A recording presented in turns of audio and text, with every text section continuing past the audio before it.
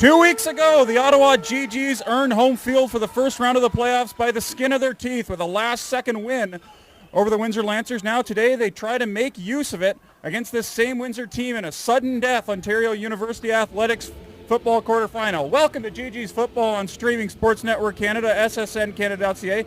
Glad you could join us on this Halloween weekend. Nate Sager and Wayne Jacobs, along with producer Ryan Esser, to bring the action. Wayne, playoffs bring out they reveal character, don't they? Well, first off, happy Halloween to you, Nate. And you're telling me right now, and I mean, it's the first week of the playoffs throughout the country in the sense that we kind of kicked things off a week early here in the, well, let's just say the expanded OUA now. So, I mean, when the rest of the country is finishing up their regular season, we're right into the mix, as you said, of playoff football here. And, I mean, Nate, I don't know about you, but I'm looking forward to this rematch. Yeah, 32-30 a couple weeks ago. It was a game that had lead changes back and forth, and I guess today it comes down to who brings their A game, as in the quarterbacks, Aaron Colbin of Ottawa and Austin Kennedy of Windsor. Austin Kennedy had a terrific regular season, 65% passer, almost 10 yards per attempt, but his first playoff start on the road. What's that like? Well, we talked about it yesterday on the SSN and on our CIS sports show, and kind of a preview of this. And Nate, it's something that you and I had noticed last game, and I think it comes down to this right now. It's going to be truly a matchup of Austin Kennedy, Briskason, Fernandez, and the other receivers on Windsor against that, let's just say, much maligned Ottawa U defensive backfield. Yeah, the GGs, I believe, 7th in the OUA in pass yards per game allowed. So it's we got, I think, Ottawa's 3rd-ranked offense against a 7th-ranked Windsor defense. Windsor 4th in the OUA in offense. Ottawa ranked 6th in defense. So even though it's crisp, cold, quintessential classic Canadian football weather, there could still be some points put up today. Oh, most definitely. You got 2 explosive offenses and 2 defenses that have been battling their own demons all year. I mean, you flipped it to the other side of the ball, Nate, and that's exactly right what you said. The 7th-ranked Windsor defense coming against this 3rd-ranked offense. I mean, when it gets to this time of year, my money's always on the defense, but I mean, the key is going to be that front 7 of Windsor, their quickness, how Ottawa handles them, and more specifically, Windsor's ability to stop Galanders. As Galanders goes, the GGs will go today, Dave. And that's a big plus for, obviously, for Aaron Colbin. I mean, he just has to, play within himself, mix in the runs to Brendan Galanders, who had 230 yards from scrimmage when these two teams met here 2 weeks ago, and it was almost 116 rushing and 114 receiving, and he was the GG's moneymaker when they needed it in the 4th quarter to get in range for Felvo to kick the winning 3 points. Speaking of Felvo, I think you just had we talked about it again yesterday as well. I think you've just hit the X factor in this game. My colleague Ken Avrere, he's going with Windsor. He thinks it's the young upstart on the road. They've been here. They did this 2 weeks ago, and as far as they're concerned, hey, we should have won that game. Myself, call me a bit of a homer. I got to like the G's in this. They've been there before, and like you were bringing up there, Matt Falvo, I believe Matt is the X factor in this game. We saw it either into the wind, and that strong wind, or against that, or with that wind, rather, Nate. He seemed to have that ability, that veteran kicker in a game this tight. Special teams, particularly field goal kicking and punt placement, is going to make a big difference in what we see this afternoon. And the GGs won the toss, but as Windsor did before the game 2 weeks ago, elected to defer to the second half.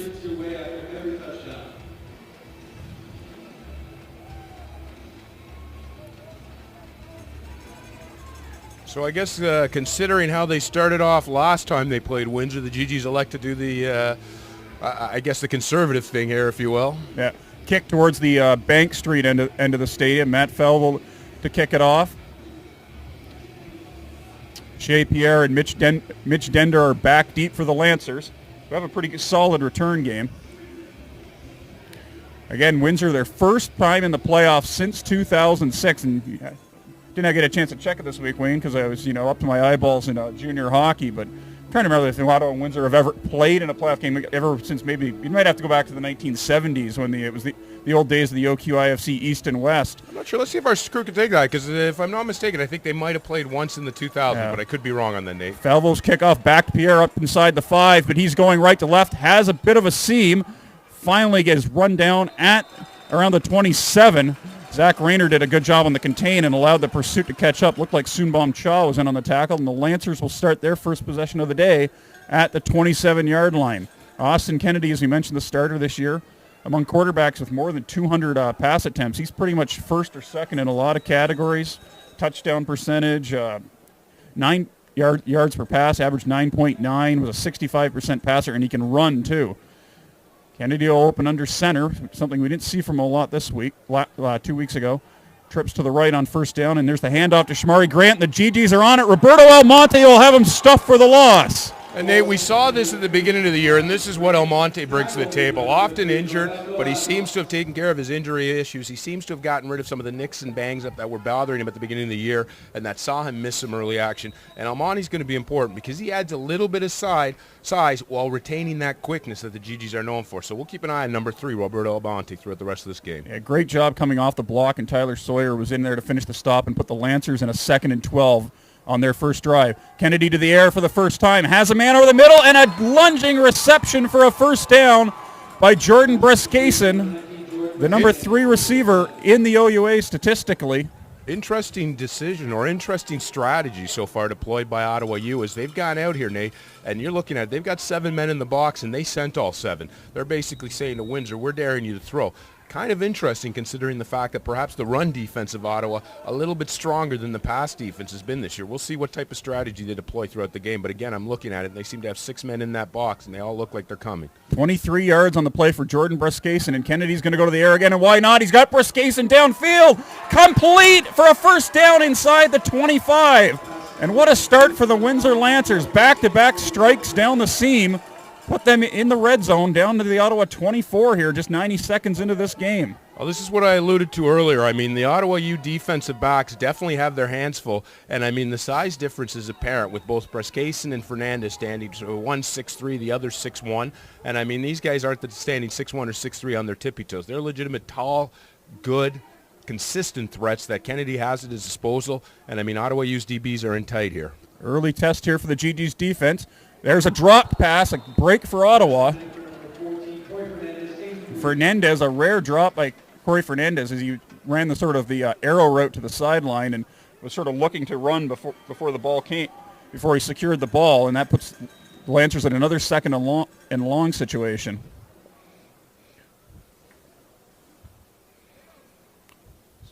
So a critical early pickup here for the Windsor Lancers as they look to like I say, be the upset kids here going in on the road against the GGs, who again, 7 defenders amassed at the line of scrimmage. Kennedy, quick throw, lofting it deep, has a man, and it's caught for the touchdown. Breskason again. Well, Nate, 2 minutes and 50 seconds a ball game does not make. But, I mean, right now, if I'm the defensive staff for the Ottawa U GGs, I'm immediately rethinking that strategy because, I mean, you're putting a group of guys that has not been your best performers defensively on islands right now. And, Nate, it hasn't been close. It's not a matter of Kennedy threading the needle. I mean, these are good balls by Kennedy. Don't get me wrong. Great passes, accurate. But, I mean, the receivers are there. 5 plays, 83 yards, and 85 of that through the air in the hands of Jordan Breskason. And the Lancers break on top 7-0. Sebastian Rimbert will tack on the extra point and make it 7. So again, the GGs, as they were 2 weeks ago, down 7-0 almost immediately, because you'll recall that time it was a defensive touchdown, a blown shotgun snap that was recovered in the end zone. Almost as quickly as last time, Nate. Yeah, almost. Yeah, that's the thing. It's still, yeah, they probably stayed on their sideline. Hey, it took Windsor only like a minute and a half last time, and we pulled it out. They're fine. Randy Williams and Soonbom Cha dropped back deep on this kickoff. Something we didn't discuss earlier, Nate, and it's possibly something to watch for here. I mean, again, we saw it in the World Series last night with the hangover effect. You talk about it in sports. Could there be a hangover effect this week with Ottawa U? I mean, for those of you who got to see them play last week, it was not pretty. I mean, that score is not. Usually when you have a 51-24 score, you say, well, if you say it wasn't indicative of the results, you're talking it was closer. I don't know. It wasn't indicative of the results in the fact that McMaster just went away and hid. I mean, and the GGs really were going in there thinking second place was on the line, the playoff bye, and now they find themselves playing this weekend as opposed to resting up. A short kickoff by Dan Serino. That's bobbled. Who's on top of it? Look. It's a scramble for the ball. The Lancers are acting like they have it. They do. Serino shanked the kickoff. Dan Serino, the new kicker, and that almost works like a long onside kick, and the Lancers take over at the 31-yard line. Well, Nate, if you were to draw it up on Friday's pregame walkthrough or pregame meetings as to one team saying, hey, this is the way we want it to go, and the other team saying this is the way that we don't want things to go, I mean, I think you've got the prototype, for lack of a better term. Yeah. I mean, Windsor, finds themselves the first 5 minutes looking to make it 14-0 inside the 35. Lancers don't even really bother to huddle. Here's Kennedy on play action. Has all day. Has to bring it down. He still finally gets it off and lofts it just down to space. One of his defensive players actually made a nice catch on the sideline, but that, of course, doesn't count. And Kennedy gets a ride on the seat of his pants for his trouble. So a nice stand on first down by the GGs as the Lancers went play action on first down, looking to hit for the quick score as you often do after an unexpected change of possession. Well, again, you saw a little bit of a different strategic play there by the GGs, not sending as many and sitting more in his own. I think it'll be interesting to see, but I think Windsor's probably scared them right out of that 6-7 man rush. We'll see what happens here. Yeah, Lancers put 4 to the wide side. Kennedy going to the ISO side, going deep for Fernandez. Caught. No, not out of bounds.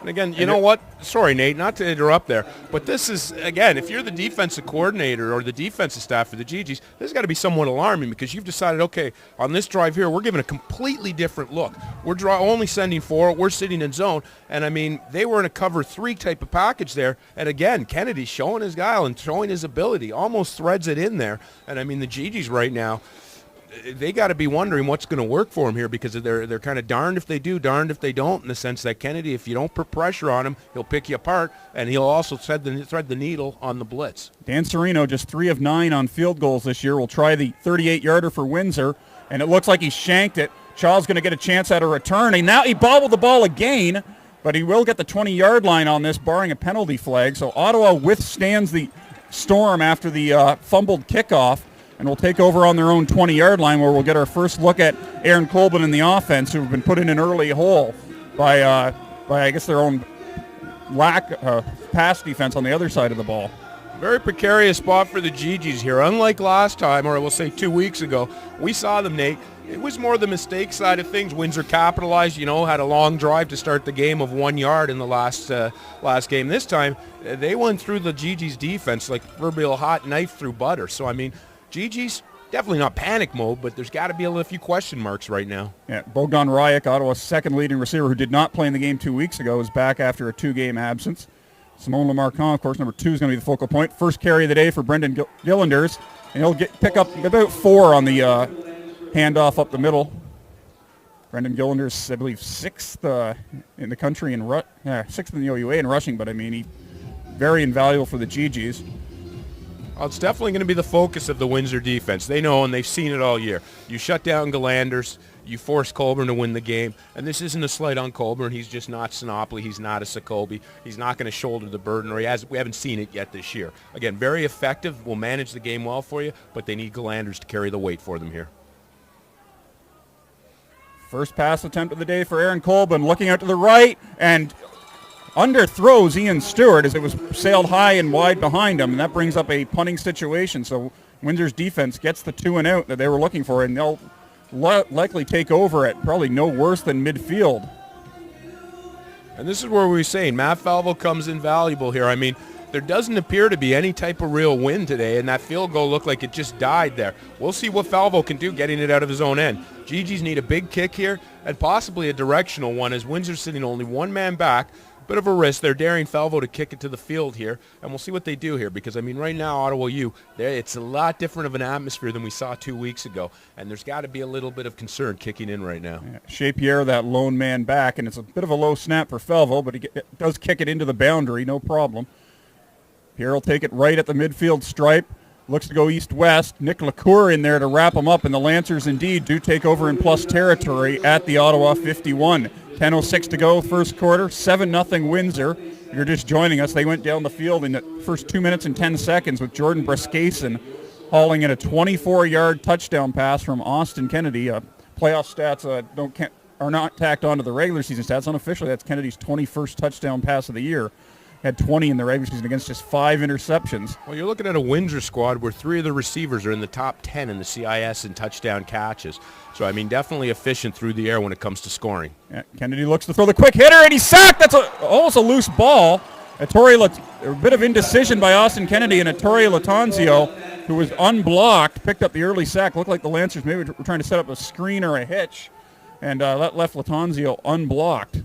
Well, right now, this is what they say. I mean, the defensive staff has got to be challenging that front 7 because, I mean, to be fair for the DBs, toughest position to play on the football field in terms of failure success. It's kind of like a baseball player. I mean, you know, you're going to get beat, you're going to get burnt, you're going to lose plays here. You rely on that front seven to put pressure. We'll see what they do here as they look to be crowding that box, but expect them to drop a couple back. Yeah, Windsor 2 of 3 when it's been second or 10 or more. Complete, and another completion, make that 3 of 4. They get the first down. And again, what we're seeing, Nate, is multiple fronts by the GGs in an attempt to confuse Kennedy. Now, I mean, I don't know, this strategy to me, perhaps earlier in the season, young quarterback, but we've seen it. And some guys have that it factor, others don't. I think Kennedy has that it factor. I think we'll be calling his name for a few falls to come here. And I mean, the GG's showing a 7-man rush, dropping them back almost into that zone coverage type screen, and Kennedy just giving what they're taking what they're giving him here. And Windsor, again, ready to deal here in great position, Nate. It looked like it was Bruskason on the last catch. He's, I believe, got all of Windsor's receptions so far. There's the inside handoff. Shamari Grant tripped up at the line of scrimmage. Looked like Latanzio just managed to swipe a big paw at the runner's feet and trip him up.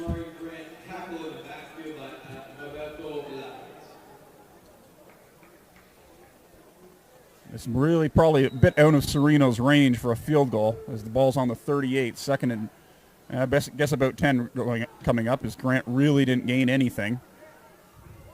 Kennedy has 3 out to the wide side.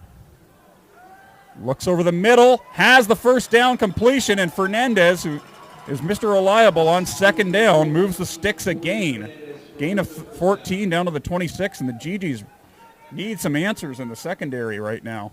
Oh, and you hit it on the head when you said need some answers. I mean, we're looking at a GG's defense right now, and I mean, again, I can't stress enough, it seems to be a no-win situation. They put the pressure, Kennedy gets rid of it quickly. They don't, and I mean, these Windsor receivers, they're open, Nate. They're getting 2-3 steps here. Yeah. I mean, the GGs need to recover in a hurry before this one starts to get away from them. Kennedy taking off on that quarterback draw. We've seen him run that quite a bit this year, and the GGs snuff it out.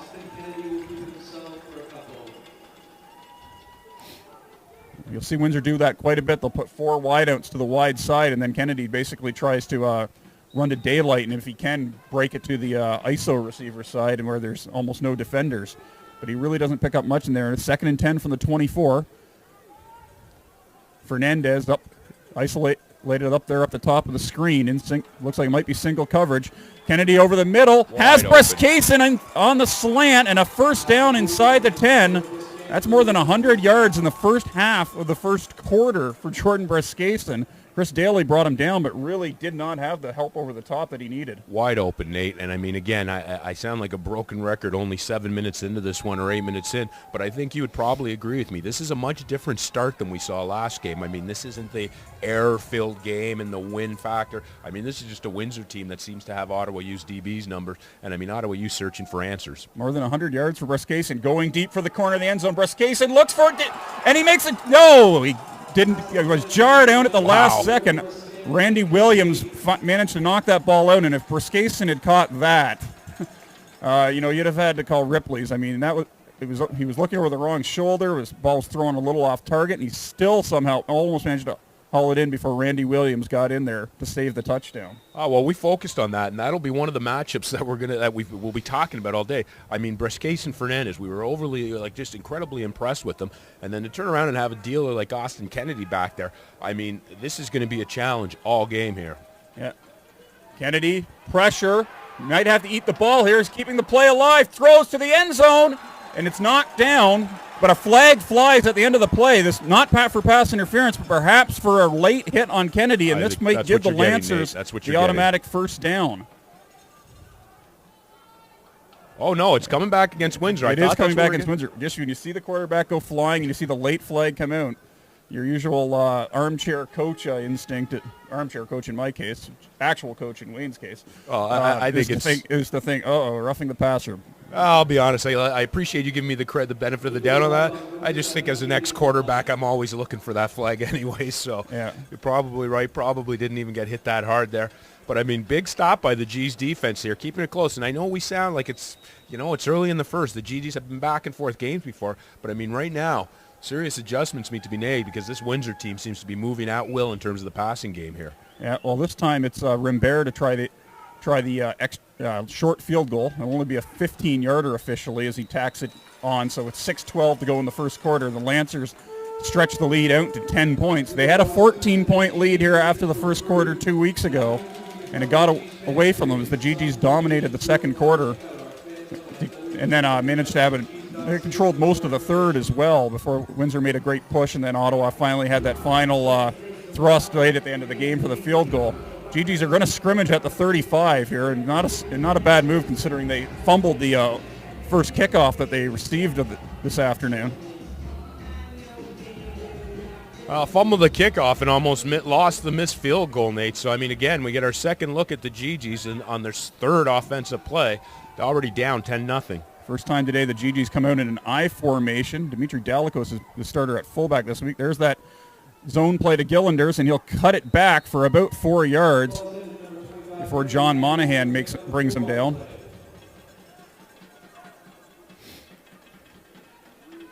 GGs sort of just got to get this back to their pace. Like I say, they've taken a couple of haymakers there early with the touchdown, the fumble, a couple of big strikes by Windsor in the passing game to set up that field goal.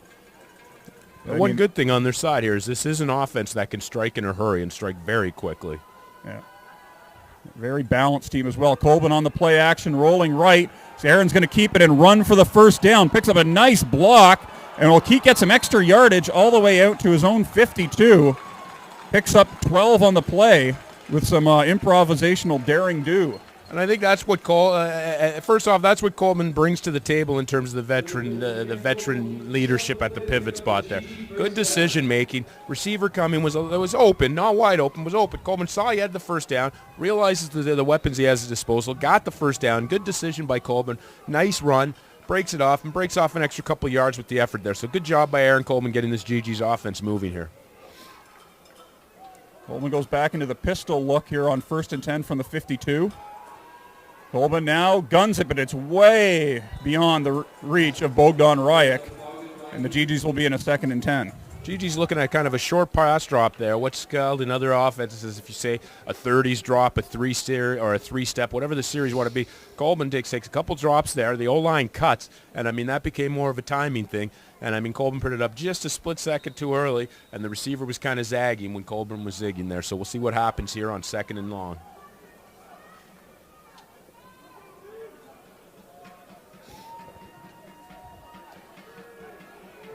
There's that double tight end look we've often seen from Ottawa. So there's just 3 wide receivers in the game on 2nd and 10. Flag flies as Colbin's got all day in the pocket. He's going to roll out to his right, might be over the line of scrimmage, and he dumps it off to Gillanders, who loses the ball. I don't know if he ever really caught that. Finally, an Ottawa blocker falls on it. They're saying a catch, but I think we got offside on the receivers on the GGs. It looked to be like those receivers went offside. Usually when you see the flag there, and the defense didn't jump, and we didn't see it. And it did look to me like the receiver down to the bottom of your screen was offside. So we'll take it as much advantage as they can there. That needs the call here. Offside Ottawa now. It was a complete pass, so they did get the first. So Ottawa will get another shot, this time 2nd and 15. And again, GG's got to keep those penalties under control. They haven't been overwhelming yet. Like I said, it's the first one that's cost them, if you will. We don't want to get on them yet, but I mean, this is a different Windsor team than 09, 08. This is a revisit to the Stevenson years. This is not a team that's coming in here overwhelmed by the GGs. And let's face it, this is not the GG squad we've seen the last few years. Very strong football team, but it's not that dominant team that comes in and everybody, it's the GGs. Yeah, Maxime Lepine and Ian Stewart check in, so the GGs have the 5 receiver package in as they look to pick up this 2nd and 15. Justine Edwards, who debuted in the lineup last week, had 54 yards against Mac, is also checked in at the wideout. Colbin going over the middle. He takes a big shot, and Lepine almost has it. Edwards, there's a flag down. This is going to be pass interference, and what do you think, extend Nate? The drive. You think that good defense or pass interference there? Could go either. It depends on which school you attended. I guess I don't know. I'm not present company accepted, of course, but I thought he was a little inside the shirt there. Yeah. That's the beauty of this. Like I said, we could say what we want because we don't have the replay, so we can argue that it wasn't or it was. Yeah. But that looked very, very close. Ottawa gets the benefit of the call here. Well, I mean, the coaching point for defensive backs is always if you don't look back for the ball, the referee will not give you the benefit of the doubt that the contact was incidental, and it didn't look like the Lancer corner Josh Burns Burns was looking back for the football as he bumped into Justine Edwards. I said Lepine, excuse me, because GGs have had so many new faces at receiver this year that it's sometimes hard to keep track. So after a penalty wipes down a GG first down, they pick it up via penalty, and they're now in Lancer territory first time today. There's Colbin on the counter play, and Brendan Gillanders breaks into the secondary. Gillanders cutting it back, first down inside the 20, and finally run out of bounds at the Windsor 12-yard line, and that might be the big run that brings the GGs out of their early game jitters. Well, if I can correct one thing I said, Nate, I said Falvo was the X factor.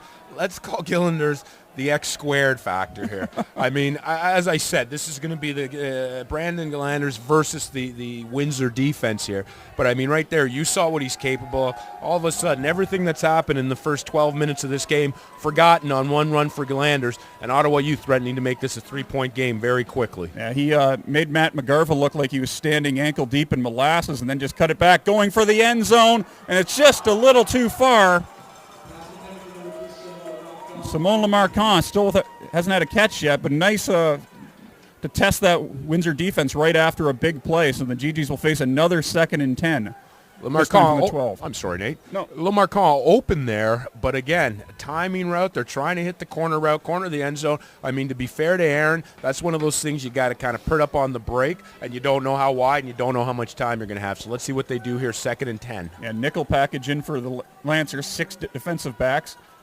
Gillanders the lone man in the backfield. Colbin looking out to his left. Might keep it here, and he will. He's going to run. Can he get to the sticks? Straight arms a defender, and will be knocked out of bounds short eye of the first down. So field goal situation coming up for Ottawa. Colbin maybe just took a second too long to decide whether he was going to keep or try to force it into a receiver. And maybe this early in the game, it's just wise to tuck the ball and lower your head, try to get to the sticks. If not, you know, can still get the field goal and live to fight another day. Indecision a killer, though, Nate. I got to agree with you on that one, and I don't know how tight that would have been. He had Ian Stewart in the flats, and the thing is, they were playing Windsor drop, like you said. Good call on that. They brought in their nickel, content to play zone. Stewart found the crease in the zone, and I think Colbin's got to fire that one in there. Indecision a killer here. Let's see if Falvo can make it a 7-point game. Yeah, only a 14-yard attempt for Matt Falvo. No problem for him. So teams trade field goals after that early Windsor touchdown. Score now 10-3 for the Lancers. It look like they're going to bring their offense. Yeah. Trying not to speak too soon here, but I assume the Lancers would just scrimmage from the 35. I never understand why anyone chooses to receive the kickoff after a field goal in the CIS, because the kickoff spot is the 45-yard line, and it's not too hard for a team to pin you inside your own 20 to 25-yard line. Indeed, the Lancers are scrimmaging down to 2:41 in the first quarter. Well, it's one of those decisions. I mean, if you have a Chris Rare back in the 90s, and Chris Banton early 90s, a Chase Elliott we saw in Ottawa, Ibrahim that rare Tunkara, guy, Osman Tunkara. You go ahead and you receive those kickoffs. But I agree with you, Nate. As a Queens fan, I can pretty much name every Ottawa returner from the 90s. Just a vision of a garnet and gray blur running down the sideline.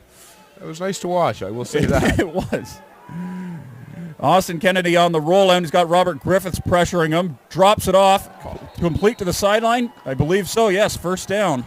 And Austin Kennedy just continues to impress me here. We saw it start last week, 2 weeks ago. Last time these two teams played right here. And I mean, Kennedy, the timing is there. I think that is the most indefensible route in football. The comeback, especially with the quarterback rolling out. The only time it's going to be stopped is either A, the DB's cheating, or there's some type of human error, meaning quarterback receiver error, but executed perfectly by Kennedy. Yeah, Dylan Whitfield had it. There's the handoff to Paul Lefebvre, and he takes it inside the GG 40. A nice little counter action. Paul Lefebvre, one of just two Lancers, the other being Corey Fernandez, who's in his 5th year, so he could be playing his final game today. Gets his first carry of the game and busts off. But by my math, 26 yards on the play to take it down inside the GG 40, and the Lancers in business again. They've basically played almost the whole first quarter on the GG's half of the field. Kennedy there quickly, another inside handoff. Play action if you break down everyone, and a great catch by Brescason down to the GG's 15. And Windsor, I mean, you almost need like a super calculator to keep track of all the yardages. They've just been moving up and down the field. And Kennedy there, great fake, and then hit Brescason in stride. I believe 5th catch already for Brescason, maybe his 6th actually. get that at the end of the quarter. Up and down the field, Nate, at will right now. Now let's see what they can do in the red zone as Ottawa used tightened up there last time. Yeah, GG's have held them to field goal tries on their last 2 drives. Kennedy has to pull it down, dumps it off as a flag flies, has a completion to Fernandez. He'll bounce off a tackle. Well, we got 2 flags, Nate. One looks in that offensive offside zone, and they're going to get the second one. But Kennedy indicating the second flag against the GGs, but he's looking there, and he hasn't seen the first flag yet. We'll see what's happening. But one of those flags definitely offside on somebody. We got face masking Ottawa, offside on the on Windsor here. So it's definitely the advantage goes to the Lancers. I think that's going to make it a 1st and goal at the 1-yard line. And that is the absolute worst break for the GGs. As Windsor should be able to get the first touchdown fairly easily here. Kennedy pretty good on the quarterback sneak. He's a good runner. He hasn't had to do it too often. Where's the whistle? Can he push the pile over? No signal yet. Might have to take another stab at this. Yes, the signal comes in, and the Lancers have the touchdown. They break on top now, 16-3, pending the convert. Delayed touchdown signal, but, I mean, it was Windsor, just been academic. Since Windsor making absolutely no attempt to hide that one. You saw him line up like a sprinter there as Kennedy goes under center, 1 foot back, and they almost got that off too quickly. I thought there was going to be some type of delay or whatnot because that got whistled in maybe a split second before that ball was snapped. So, I mean, Ottawa U finds himself in a big hole here, Nate. Almost 17-3. We'll see what happens here. Yeah.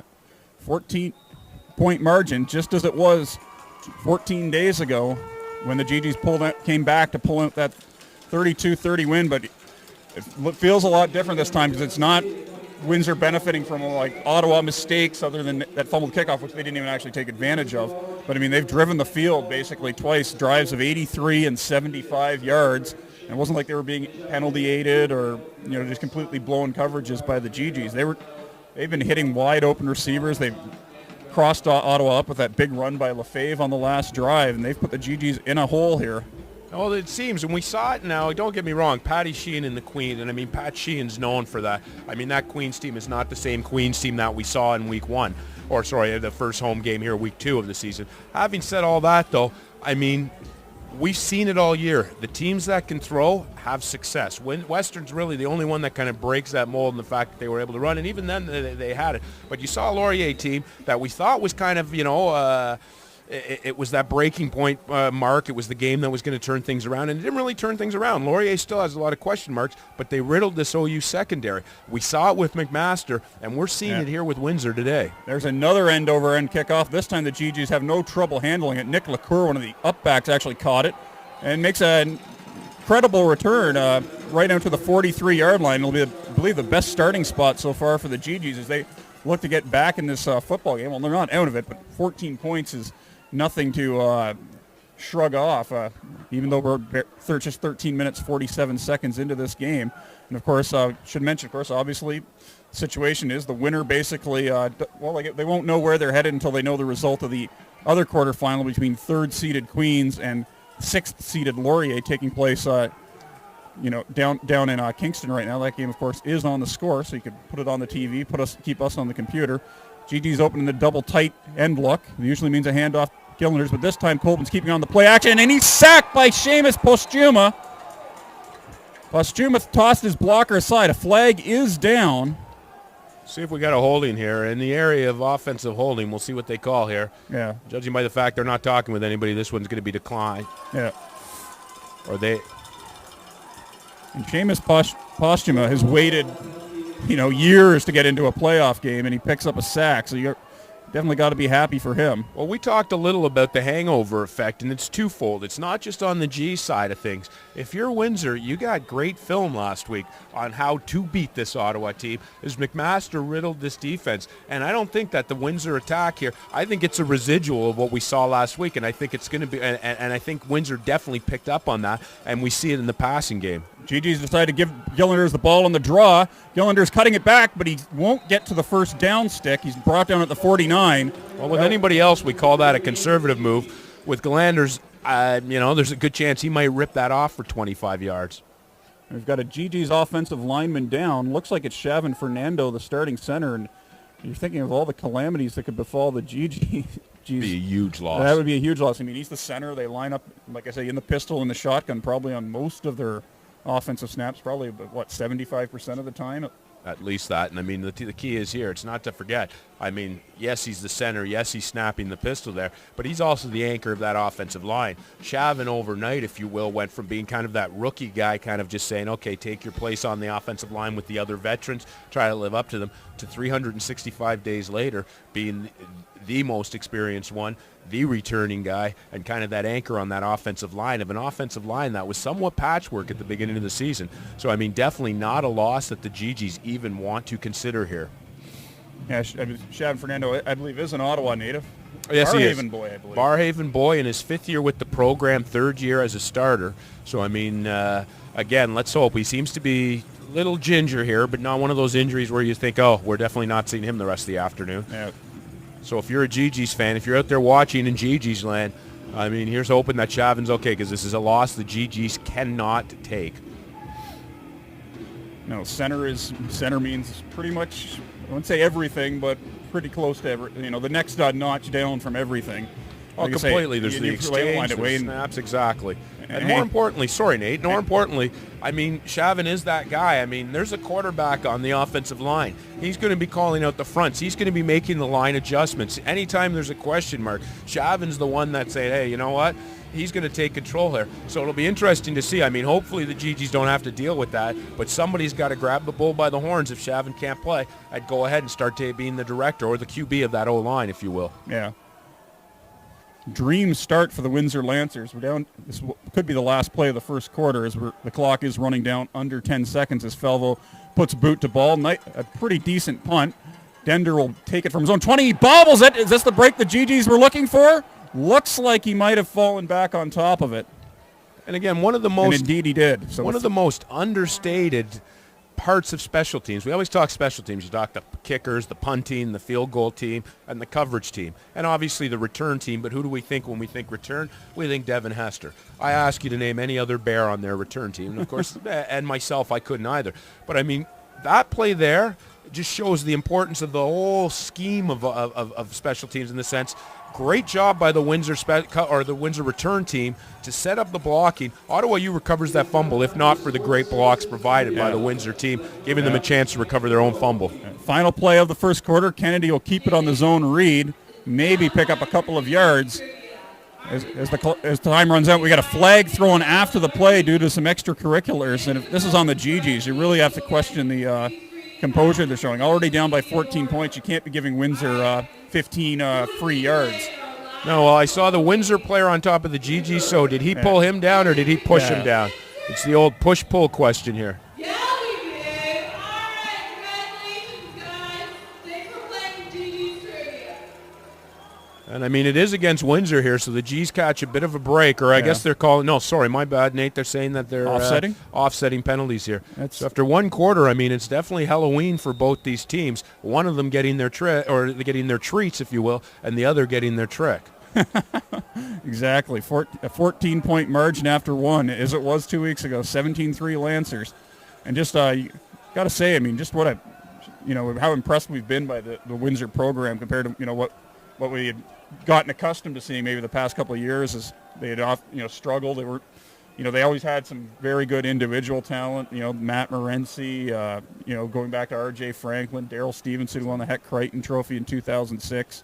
Their old quarterback, the current offensive coordinator, John Dent, I mean, was in his own right, definitely not a household name or a superstar, but was the last one to lead them in the playoffs. And we talked about Corey Fernandez. Interesting story there is, I mean, Corey Fernandez was that recruiting class. Fernandez came in with that recruiting class of 06, rookie class of 07. And, I mean, these guys came into a Windsor program that had won their last couple of the last couple of years and made it to the playoffs. And we'll get to that in a second, Nate. And there's Breskason almost making a one-handed catch. Evan Pershonik.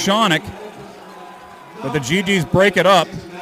Matt Bond, the hitman of the GG's secondary, a.k.a. the bully, breaks it up. Who's known around these parts as Matt the Bully Bond, and he shows why they call him that. And Nate, just to go back to what I was talking about, interesting note because you brought it up. I mean, in terms of some of the players having waited. I mean, there are no players on this current Windsor roster that have played in the playoffs. And, I mean, you're looking at that class. Last time they did it was when the Fernandez and the fifth-year guys, well, they only have 2 fifth-year guys. These guys were seniors in high school. Sereno on to punt, left footer. Gets a pretty good boot off.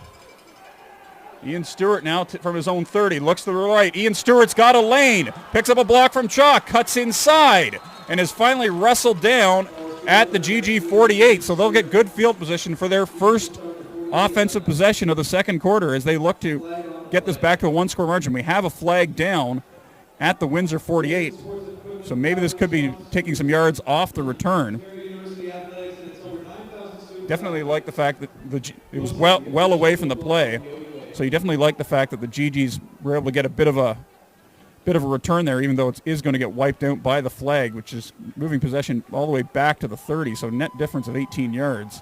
And that's that lack of blazing speed that the GGs have had in past years and don't really today. Because, I mean, good run back by Stewart, but it looked like he almost had the corner there, and he just wasn't fast enough. So, I mean, we'll keep an eye on the speed matchups that we're seeing today, as we've talked in the past. And this is huge, Nate. I mean, we're looking at 27-yard difference now. Incredibly big here, and the G's just can't do them to themselves, especially the fact that, like you said, the climate right now is so much different than it was 2 weeks ago here. And, I mean, it's not the Windsor team capitalizing on mistakes. It's just the Windsor team outplaying Ottawa U something fierce right now. Yeah, it was holding while the ball was in the air, and that means it's marked from where the ball was caught.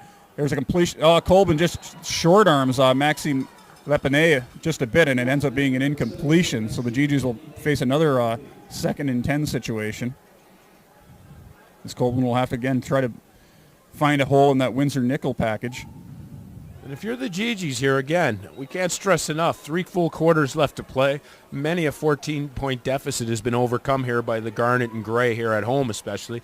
But, I mean, this is not the teams that we've seen the last 7 years, and I can't stress that enough. They want to run the ball, and Windsor right now is threatening to take that element away from the GGs. Yeah, again, another 2nd and 10 handoff to Gillanders, and he gets 5 yards over left guard, but, again, it's not enough. The GGs again have a 2-and-out. And right now the GGs really need something good to happen. I think in the next 5 minutes or so. Probably can't afford to give up another touchdown. I think you're so right, Nate. And again, I mean, if people are just tuning in, they see a 14-point deficit, much like we saw, 13 minutes to go. But I don't think either one of us is over-dramatizing this right now. Yeah, Felville against pressure gets a pretty good punt off. That'll force A. Pierre back to his own 45. Pierre looking for some openings, and the GGs bury him at his own 47. So nice. Again, Felville had a pretty decent rush against him and got a good punt away. Now the GGs defense will be looking to get another 2-and-out, maybe even try to get a turnover. But I don't know. I mean, Kennedy only had 5 interceptions in the regular season in 212 attempts.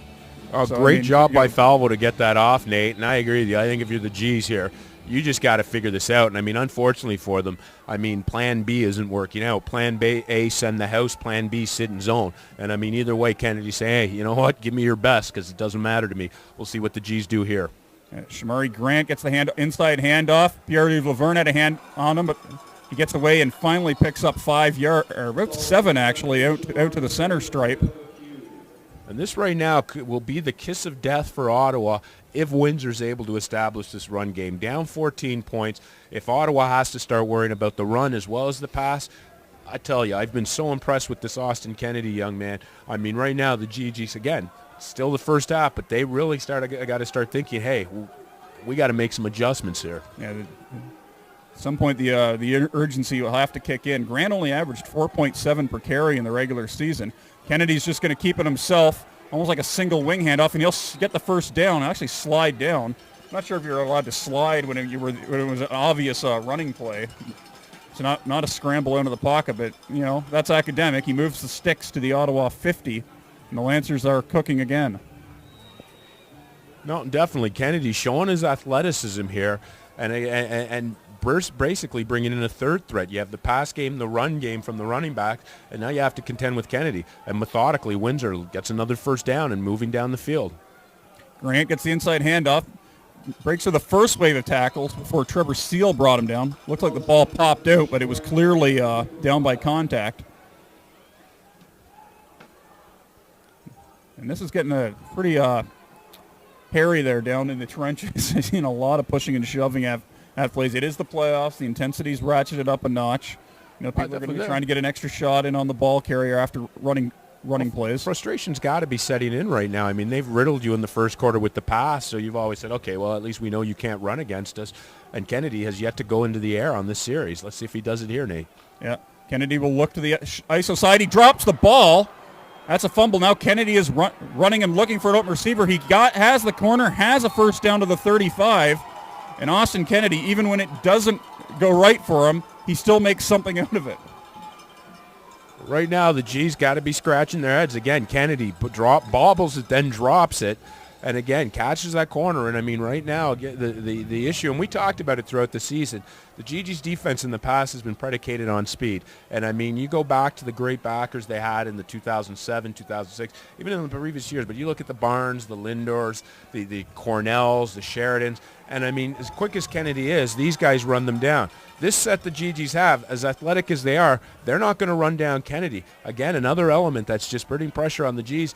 And we'll take a look at this right now. I mean, Windsor seems to have they're running what's known as a 41 with an ISO man here, and we'll see what Ottawa does to adjust. Yeah, Briskason's the one receiver into the boundary, but they're looking for the wide side, looking over the middle, and it's caught for a Lancer touchdown.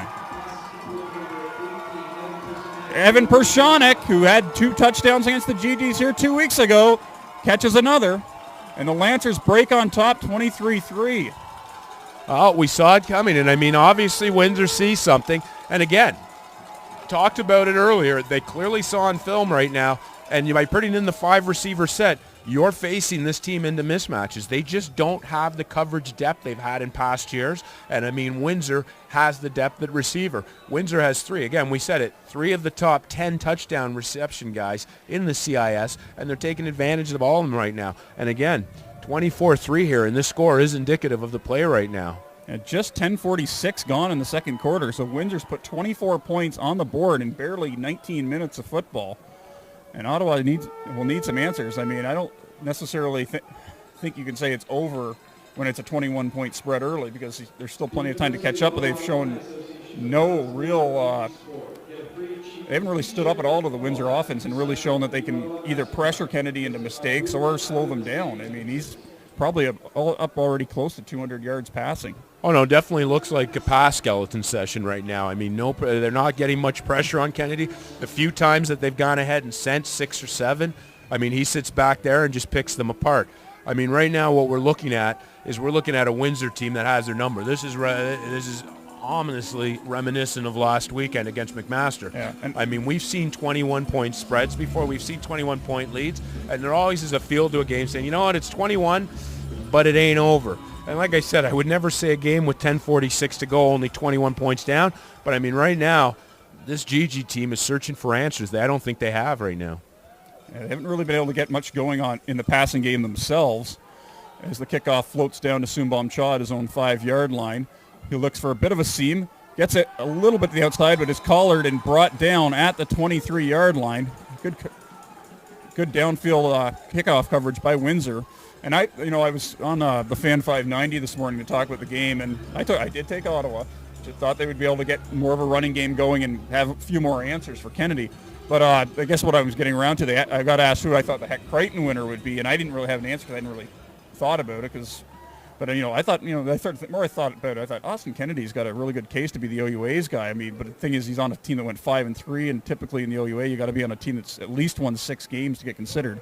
Colbin bootlegging on first down, throws it, nice completion to the sideline as Maxime Lepine makes the circus catch for a first down. I think I like a point you made there, Nate, and I tend to agree with you as opposed to others that would say the 6-2, is you got to look at the body of work. And I mean, correct, he's on a team that's 5-3, but you remove him from that team and you look what they've done the last half decade, and I mean, that makes it all the more impressive, because I mean, going 5-3 on a Windsor squad, is that not more impressive than, say, a 6-2 Mac or a 7-1 Mac in this case this year? GGs are going with the hurry up. Brendan Gillanders will have the first down out across the 50, and now the GGs are starting to show a little bit more spark on offense. Back-to-back first downs.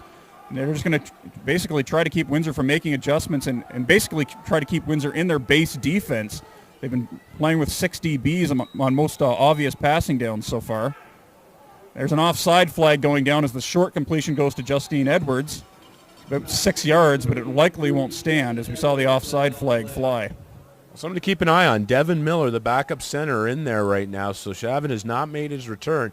We'll keep an eye on the matchup, see if Windsor does anything to try to exploit that. I mean, defensively, unless you're running up the middle. But I think the mental side or the tactician side of things, we'll have to keep an eye on that. Yeah. And just to finish the whole thought about the Heck Crichton debate, I sort of asked, well, who do you think's going to win? And I was like racking my brain, and I mentioned the quarterback Eric Deluski from Calgary, and then I realized, no, we're going to mention a quarterback from the West. Should have been Billy Green at UBC. 16 touchdowns, 4 interceptions this year, and same thing as Kennedy. Where was UBC before he showed up? As they were moved into the top 10 after, I think, years of being 500 or lower. Second down, and Lamar Kahn has his first catch of the afternoon. That's going to get the GGs close to the first down. It was 1st and 15 after the offside penalty, so they're having a 2nd and 3, and this is where they can utilize Brendan Gillanders a bit more. And the last couple times he has carried the ball. I mean, a lot of times it's been in long yardage situations. He has managed to get a pretty good burst through the line. Well, it's definitely not do or die here, Nate, but it's definitely a crucial juncture in this one. It's definitely do. Exactly, thank you. I mean, you want to keep Gillanders a factor in this game, and you're not going to do it if you don't score or at least cut this lead. They don't get the first down.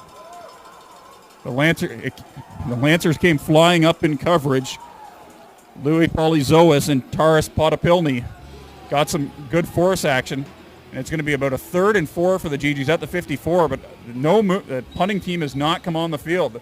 And you know what? I can't. Now they finally run it out late. I was about to say, with the way Windsor's moved the ball, maybe it's too early to think about 3rd down gambles from just across midfield, but I mean, I don't want to give them the ball even at their own 20. It's one of those things, Nate, exactly. That's why I'm glad you and I are here and not down there. Coach Astley, decision-making time, likes to punt. Most people would agree with that. Yeah. I mean, that's common sense says it. Yeah, Falvo's punt is short as it's picked up and run out of bounds by Josh Burns. A flag goes down. It's probably just a 5-yard no yards penalty, I think. It looked like Shaw was a little too close for comfort. But the GGs now, they had back-to-back first downs before that great stop by Windsor on 2nd and 3 stemmed the momentum. So it is no yards, Nate. It is the 5-yard penalty here. So Windsor takes over at the 26, 8:34 to go. The Lancers looking for their first playoff win in quite some time. I think you have to go back to 2003 when they beat Western in an OUA quarterfinal. That was Darrell Stevenson's rookie season. So it's been 8 long years for the blue and gold without a postseason win. Inside handoff to Shamari Grant, Roberto Almonte, and a host of GGs get on him, but he moves the pile all the way out to the 31, gets 5 yards. Some pretty tough running by Shamari Grant. The second best known Shamari to play in the OUA in recent years. Yes, definitely. There was that guy who played for Queens a couple years ago. Went on to be number 1 pick in the CFL draft. Defensive lineman. Via the Houston Cougars, I believe. Yep. Kennedy now has pressure for one of the first times all day. Dumps it off over the middle. It's complete. Ball came out after the tackle, but I think it's going to be shy of the first down by about 2 yards. So the GGs finally show that Austin Kennedy has a pulse, basically. For those of you who wondered, he was just Mr. Automatic. It's way too long for Windsor to think about gambling here. They're up 14 points. So I'm thinking this is going to be a punting situation as Sereno steps onto the field. 7:35 to go here in the second quarter. Windsor, maybe not so shockingly, has jumped out to a commanding 24-3 lead. 2 touchdown passes by Austin Kennedy. He's also run one in. As Sereno gets a great punt. That'll back Ian Stewart up inside his own 20. Picks up a good block, though. Look, Lancers were screaming for a block in the back. They will get one just a little farther upfield as a flag flies against the GGs, who will again probably be starting inside their own 20 once the penalties are sorted out. Oh, it should be interesting today because, again, we're down to 7 minutes, 15 seconds to go here. And, I mean, Ottawa, you've got to approach this like they got to cut this lead before the half. I mean, adjustments notwithstanding at halftime, it's simple. I mean, they're getting beaten. I don't want to say physically, because physically always has the connotation that, but it is physically. I mean, it gives the connotation that one team's beating up the other. But I mean, what's happening right now is they're just out-athleting. Windsor is out-athleting the Ottawa U defense in the sense that Brescation, Fernandez, these guys are getting wide open. And when I say wide open, I'm talking by Canadian college standards, 2-3 yards open, wide open in this league. And I mean, Kennedy, you can't give him receivers looking like that. Otherwise, he's going to hit them every time. Yeah. GGs were backed up all the way to their 17. There's Gillanders gets the handoff. Lancers plug the hole fairly well and limit the gain to probably about 4 yards. We'll look to try to get some updates from the Queens game when we can. Seeing on Twitter that Billy McPhee Queens starting quarterback took a pretty big hit and was out of the game briefly, and so was Ryan Granberg at the same time, the only 1,000-yard rusher thus far in CIS football.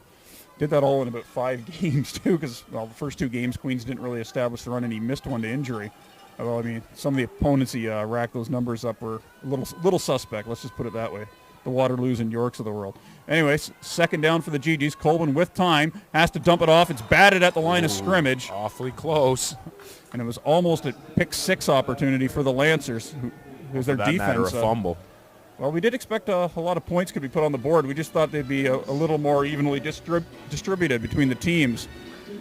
And if you're the G's right now, I mean, you got to hope that Falvo gets off one of his best punts of the season, because I mean, 6 minutes to go, you've shown no signs of being able to stop Austin Kennedy whatsoever here, and quite frankly, Windsor at worst is going to get some pretty good field position here. Yeah.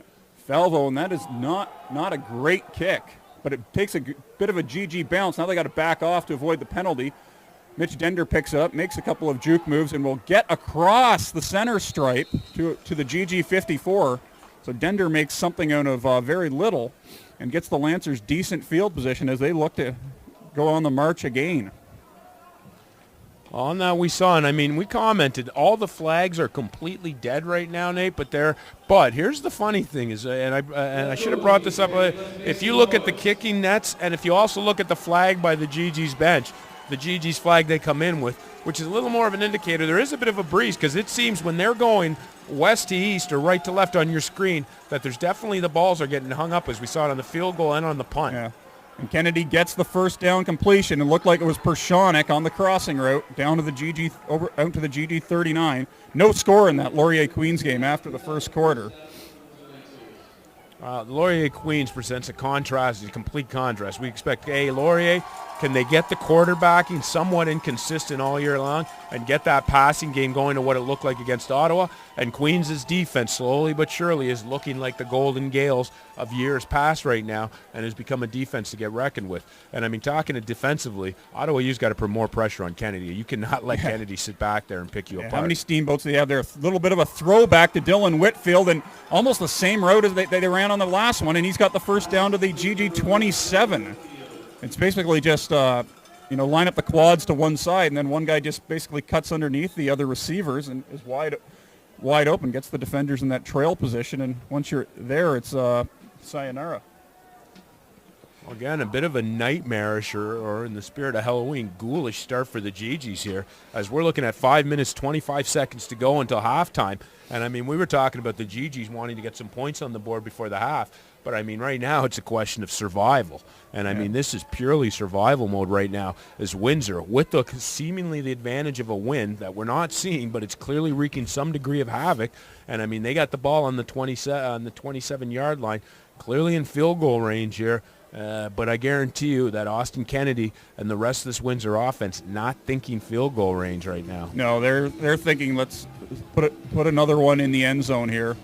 And again, Kennedy, by our count, well above 200 yards passing. Maybe we didn't get any quickie stats after the first quarter, but I mean Windsor has moved up and down the field. I mean, ironically, the time they got their best field position of the day was one of the few times they didn't get any points because they had a fumble and they took on the kickoff and took over at the Ottawa 31, but ended up missing the field goal 3 plays later. A funny point there, actually. You bring that up. It's true. It seems like Windsor's almost more complicated. He's like, I have no time or business for this short field stuff. I need a big broad canvas. Exactly. He needs the whole field to work with.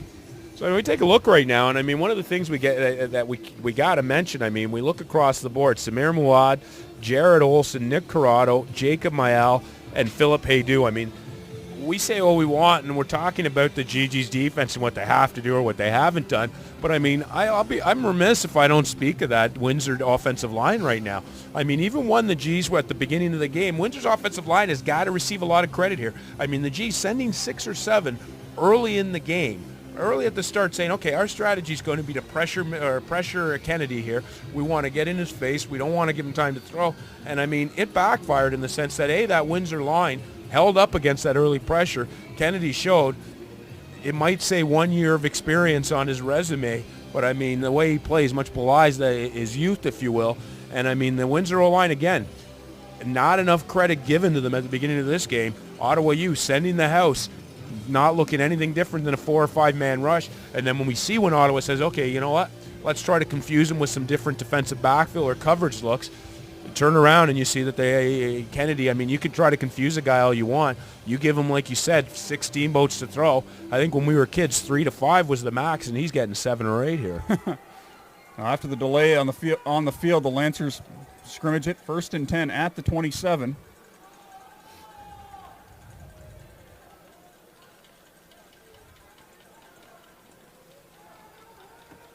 Kennedy has quad receivers out to the wide side.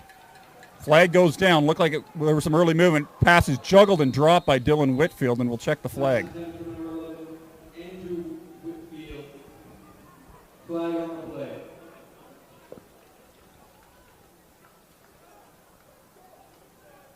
It's offside against Ottawa, so Windsor catches a break there. It'll be 1st and 5 now. Offside on the GG's, repeat, 1st down.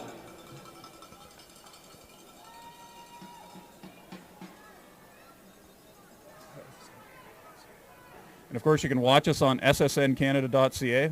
All the GG action, all year. Just not just football, but other sports. Now Kennedy looking to pick up this 1st and 5. He's scrambling again. Looks to have enough room for the 1st down as defenders converge. Makes a little bit of a cutback, and finally, on a self-preservation, goes down.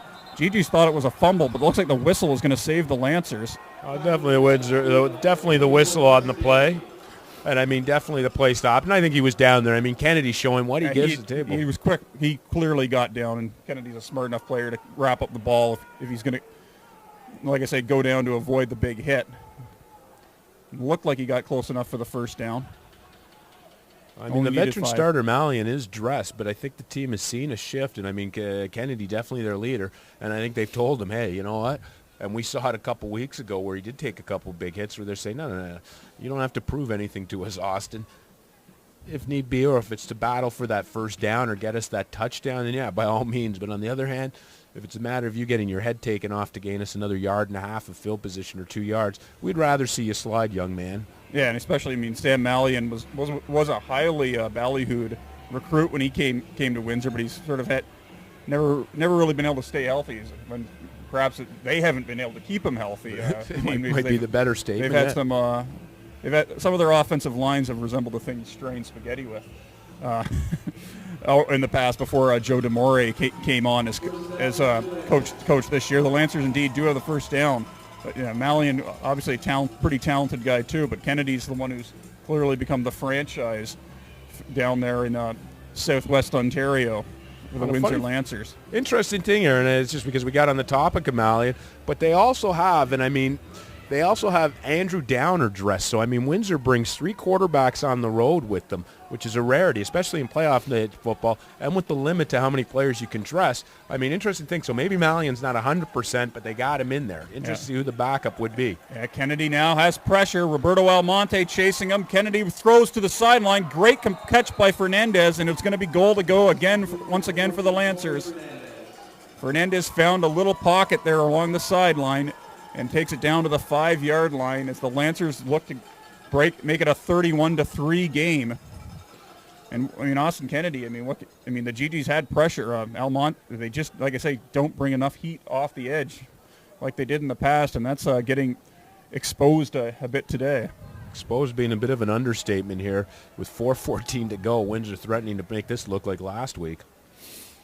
Kennedy on 1st down. Looking, drops it off. Fernandez tries the one-handed catch on an underthrown ball and drops it. And I mean, right now, Nate, as much as I want to try to set the table for the second half and a G's comeback or make it, you know, Ottawa just doesn't seem to have any answers defensively. And I mean, this has got to be really frustrating right now for the Ottawa U defensive staff in the sense they're looking at it, and I mean, you're going to the back of your playbook, I guess you say, pulling out all stops here, and it just seems like Austin Kennedy and the Windsor offense clicking. Breskayson slotted to the right. He's got one of the touchdown catches already. Throw over the middle, and it's caught for the touchdown. This time it's Whitfield, so 3 touchdown passes to 3 different receivers as Austin Kennedy continues his dissection of the Ottawa GG's defense. And that's the thing I like about Kennedy, and we see it. I mean, and to be honest with you, it's what we haven't seen all year and what we're not seeing out of Aaron Colbin is that ability to anticipate the break, thread the needle, put the ball in the spot, much like a veteran QB. It's one of the keys of playing quarterback, and that's being able to put it in the spot. And he's done it on 2 of his touchdown passes and almost had a third with the circus attempt by Breskayson. And just to give a quick update from down in Kingston, Laurier, it's not as high scoring there. 1-0 for Laurier on a single point off a missed field goal. Well, definitely thought that the Queens defense would have something to say in that Laurier Queens game. So GG's now looking for, again, they've been looking for answers basically since about, well, the time we kicked off about an hour and 5 minutes ago. As the Lancers completely in control, 31-3. I mean, we thought Windsor was capable, definitely capable. They had, the elements of an upset there with Kennedy, but I mean, the GGs have just not been able to slow him down much at all. 3 touchdown passes, one touchdown rushing as the yardage have just piled up, and Ottawa hasn't really, other than maybe one drive, and that one involved a pass interference call that kept them moving. They haven't been able to get much going. Sereno now looks like he'll pop a short kickoff up. Yves Laverne will catch it around the 30 and just basically look to get to the sideline as he gets out to the 41. Josh Burns helped run him out.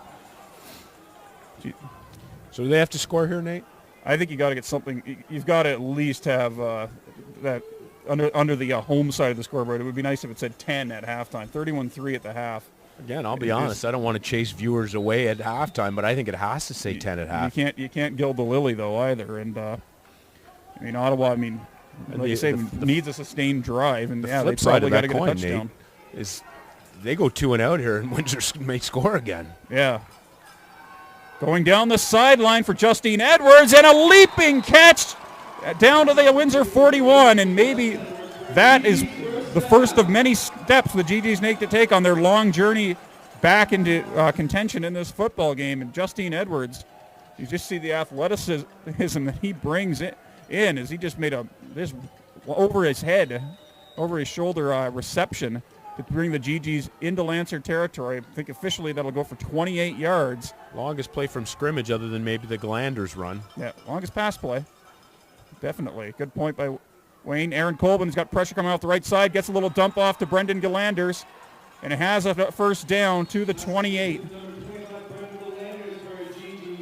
Nice job by Galanders to tuck it away and turn it upfield.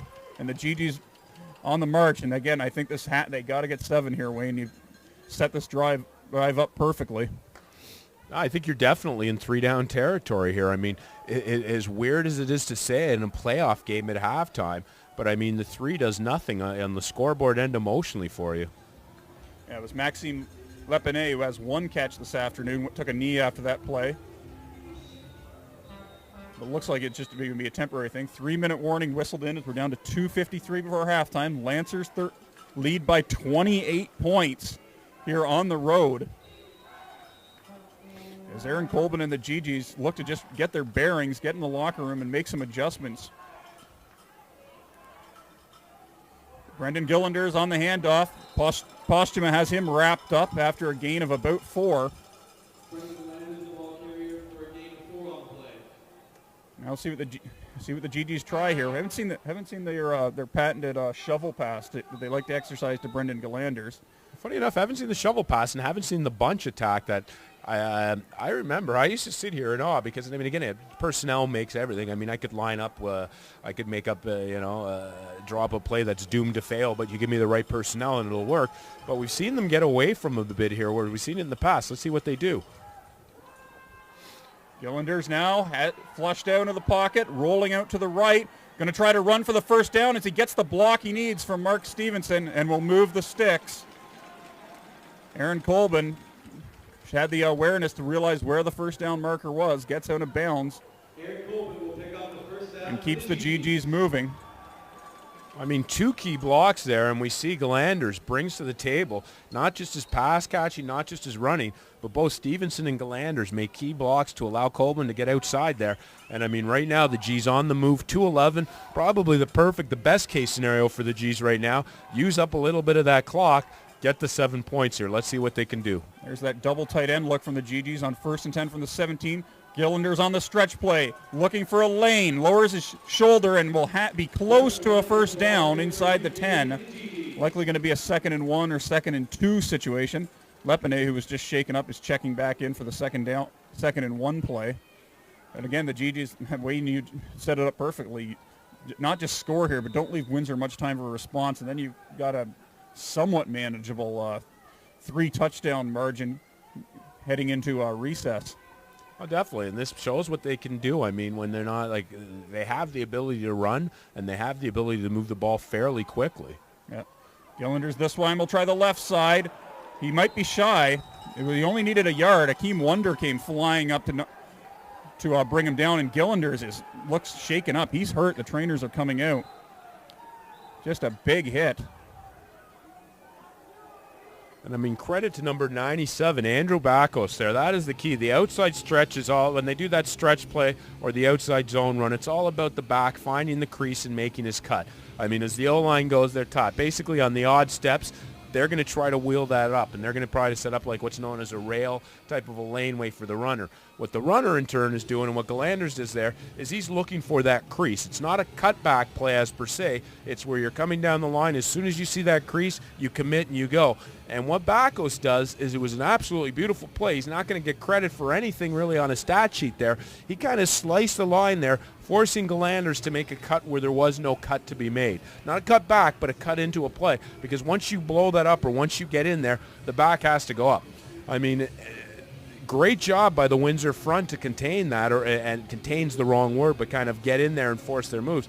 And I mean, right now, and Gillanders is still down on the turf, and this is huge for the GGs. They did not dress Frank Nagunde, who's been their number 2 running back most of the season. Mark Stevenson's dressed as the other tailback. They elected to put their 3rd-string quarterback, Derek Mann, on the dress roster just because, it's playoffs. If you have the ultimate calamity happen, and both the first 2 quarterbacks are hurt. Gillanders finally is up and walking off. He took a pretty hard hit. I believe it was Akeem Wonder, the sandbacker, who was pursuing it from the backside, who came up.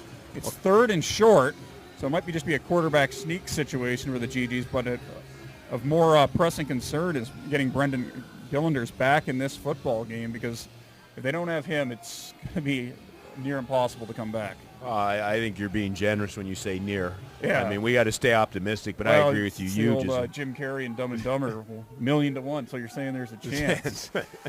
Exactly. Well put. I couldn't have put it better myself. Stevenson is the deep back in the eye as the GGs look to get this crucial 3rd and 1. They failed in their last couple short yardage situations. Handoff went inside on the old fullback belly series, and they will get the first down as we're down to 1:34 in the half. Pushed the pile all the way down to the 3-yard line. We look at down to where Gillanders is getting treatment on the sideline. See how long it is before he can come back in, and if he can come back in. 1st and goal for the GGs.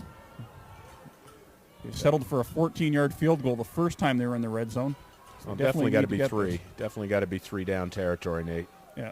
Stevenson gets the handoff, met at the line of scrimmage, and the Lancers stand him up. Brad Adams was in there, the big middle linebacker, and wraps him up for a loss. Now, I hesitate here just for a moment because we say it's definitely 3 down territory, but I mean, without Gillanders in there. Yeah. Now, Ottawa U shuttling in to number 34. Yeah, Joey Anomo. I'm thinking it's not the O train. And of course, Alex Morrison, who's been the starting fullback most of the season, injured, so the GGs are a little short in the backfield right now. Double tight ends on 2nd and goal from the 4. Windsor looking to come. GGs will put it into the air, and they'll have the touchdown in for a GG TD, Bogdan Rajek. And the GGs get the response they need. Nice route by Rajek. Nice job by Coleman to see him there. Still, you don't still need a lot more, though. Oh, they need a lot more, and you don't want to pick apart a successful play. I mean, the last thing I'm trying to do here is trash on the play, but we saw it when the field goal play with the indecision, and even there, I mean, they're happy, but if they're going to, when they review this film and they sit down and look, they're going to see that that ball came out a tad bit late. Like, I mean, you want to hit that a little bit earlier there, and again, Reich, great route, wide open, so great job to get it there. But, I mean, if a little bit tighter coverage by Windsor, and, I mean, we might be looking at a play that just wouldn't have been there, or a pick six or a batted ball or whatnot. So the G's, execution-wise, it's there, but it's not quite at the point it needs to be, not in the playoffs. And, again, we're looking at Sawyer not on the field, so he's got to come on. Yeah, the GGs are going to end up taking a time count violation on the extra point. Doesn't really matter a whole lot, but it is kind of indicative of just sort of a lack of, I guess, precision and maybe focus that we've seen from them so far. So it just makes it a 17-yard extra point try instead of the usual 12. 50 seconds left in the first half. So the GGs, I think, succeeded in their objective. They got something on the board before the half, and they only leave 50 seconds for Windsor to work with, although they might not. That might be more than enough for Kennedy to get them in field goal range. Falvo indeed does tack on the extra point, so it's 31-10, 50 seconds to go in a first half that's been wholly dominated by the Windsor Lancers in their first playoff game in 5 seasons. And I know there's proper procedures and you have to go through for hiring, but if Windsor Athletic Director Gord Grace isn't waiting down there at the trailer where the Lancers change with a contract for Joe DeMore, something's wrong with the world. Oh, definitely. Great job. All the credit in the world's got to go to DeMore, the way he's turned this Windsor program around. And, I mean, credit goes to these young men. I mean, we've been holding the pen out for him. And we've been talking about Austin Kennedy, but, again, I can't stress that offensive line, giving him the time. I mean, Ottawa U sending 4 men, non-existent pass rush with a 4-man rush. And, I mean, you got to think, if you're a defensive coordinator, you want to believe that you can put at least some pressure on a quarterback, especially one with the mobility of an Austin Kennedy, only sending 4. So far, the GG's not getting any type of pressure whatsoever with that 4-man rush. They send 5, they get a little bit. Kennedy just buys his own time. And when they send 6 or heaven forbid 7, he's just burning them, torching them, if you will. Belleville keeps his kickoff low, and that's going to go. Lancers decide to pick it up as Dender will make a cut, and Dender is run off and running out across the 40. Almost had the ball knocked out, but a nice return by Dender, as no doubt some Lancer fans were yelling at him to try to see if the ball would roll out of bounds. He ends up getting farther than they would have got had that happened, bringing it out to the 43, and the Lancers have enough time to mount, I guess, a 45-second drill, or 43.5 seconds remains, and they're taking over at the 43. A roller coaster return there, Nate. You had him, maybe should have let it go out of bounds, then maybe should have cut back, but he didn't, and then maybe might have broke it, and then at the last second got spun around and looked like that ball came not loose, but was jarred a little bit. Kennedy has the 4 receivers to the left, looks to the ISO side, but underthrows Breskayson, but they get bailed out by a pass interference call. Zach Rayner got a little too pansy there on Breskayson, and maybe an acting job by Breskayson helped sell the referees on throwing the flag. Oh, I got to say that, I mean, the GG staff is complaining on the sidelines here. But, I mean, as far as what I saw there, I think that was a great call by the ref, as it looked like he had a handful of jersey. I mean, again, credit where Breskayson. He knew he wasn't getting to that ball. He went down, and that's exactly what they called. They didn't call the PI. They called the hold, and legitimately so. There's no doubt in my mind he had a handful of cloth, and probably the right decision by the officials, not calling that the PI, but calling the hold, rather. All the same, automatic first down. It ends up being a 10-yard penalty, so 39.6 seconds left. Kennedy has it 1st and 10 from the 53. A little bit of early motion. I think this might be on the Lancers. Kennedy's just going to tuck it away, go up the middle, and slide down inside the GG 40-yard line.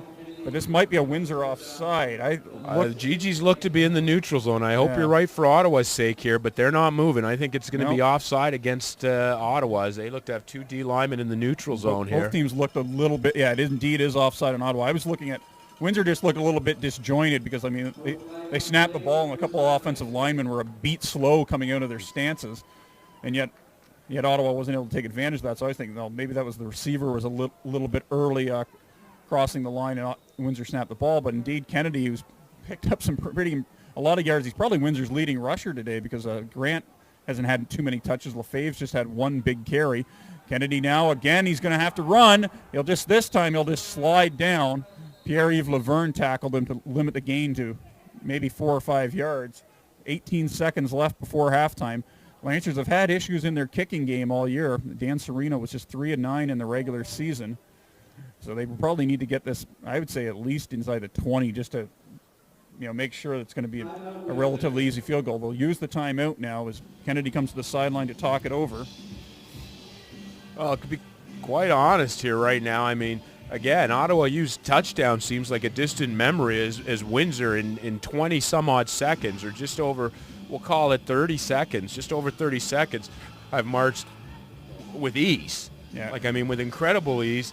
They've got, 10, 20, 30, 40 yards here. I mean, right now, Ottawa U's got to be scratching. I know I've been repeating the same theme all afternoon, but this has got to be vexing Ottawa U. I mean, they're not even coming close to containing this Windsor team. And Windsor seems, and we've been talking about Austin Kennedy, but I mean, really, I need to shift the credit to that offensive line, because Windsor, when they've gone ahead and tried to run the ball with Grant, they've had success. I mean, Kennedy, when he's taken off out of the pocket, they've had success. Pass blocking, they've had success. I mean, they have all the answers right now. Ottawa U's defense has none. And I mean, right now, I'm a little bit stressed out if I'm Ottawa, because you finally come down, you put the 7 on the board, and Windsor comes back again like they're in Pascal or they're practicing against the JV squad. Yeah, that offensive line, Jacob Mile, Jared Olson, the guards, they've done a great job keeping that interior pressure. Kennedy has to tuck it down, throws it almost into no man's land, so the GGs finally get a second down stop with 12 seconds left in the second quarter. And if I'm Windsor, I almost think of leaving the offense out, letting them try to pick up this first down. I mean, but they are indeed running out the kicking team.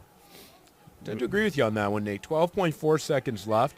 I mean, you look at what you get, what they've been doing.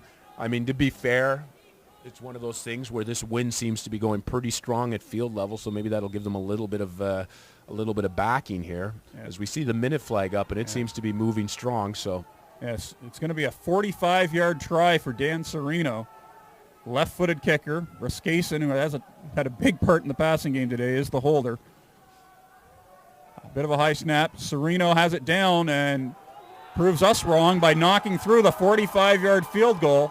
In a half where almost nothing has gone wrong for the Windsor Lancers.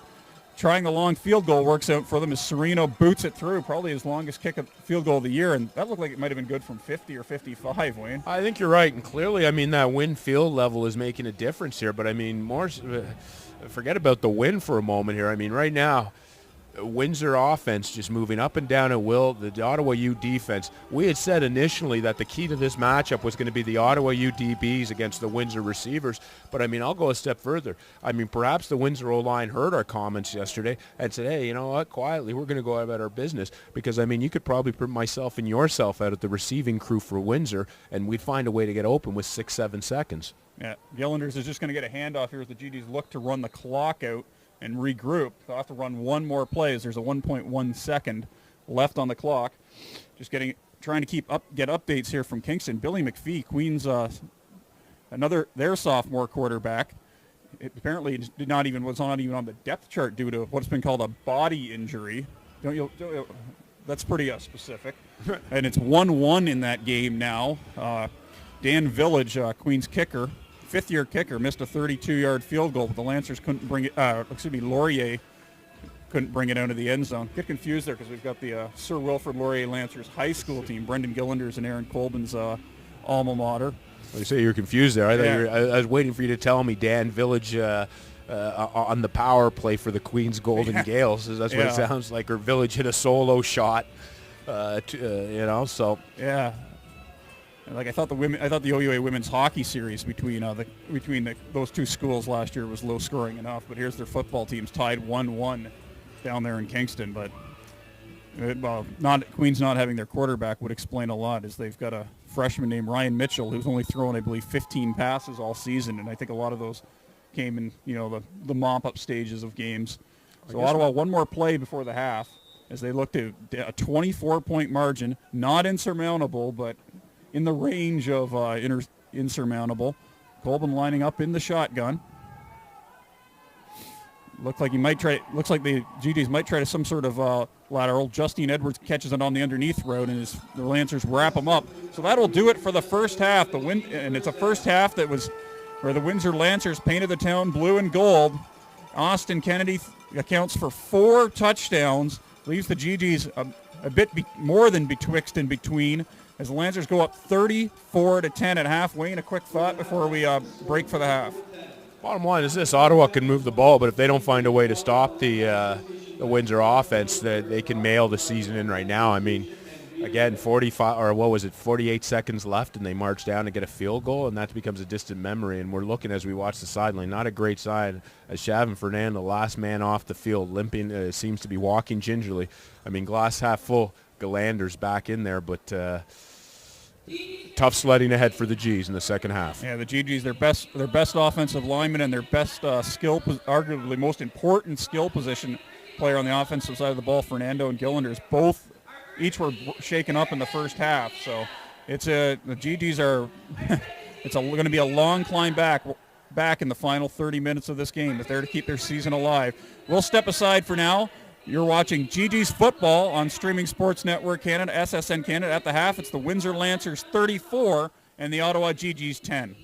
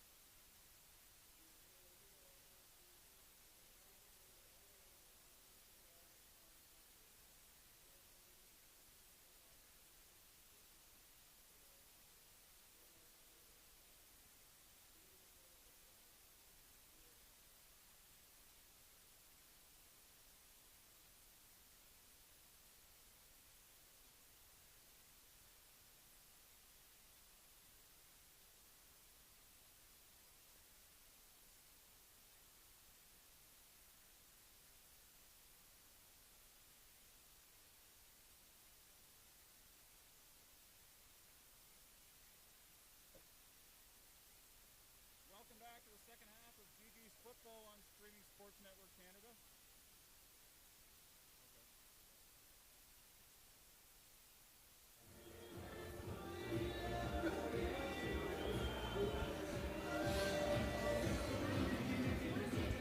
Welcome back to the second half of GG's football on Streaming Sports Network Canada, SSN Canada on the web. If you were with us in the first 30 minutes, you know that it was the Austin Kennedy show. The Windsor Lancers sophomore quarterback diced up the GGs for 257 yards and 3 touchdowns through the air, added another 49 yards on the ground, along with another score to take Windsor to a 34-10 lead through 30 minutes in this OUA semifinal. Now the GGs will look for a second half response. Justine Edwards on the return, straight up the middle, has a lane, and Edwards is into the open field.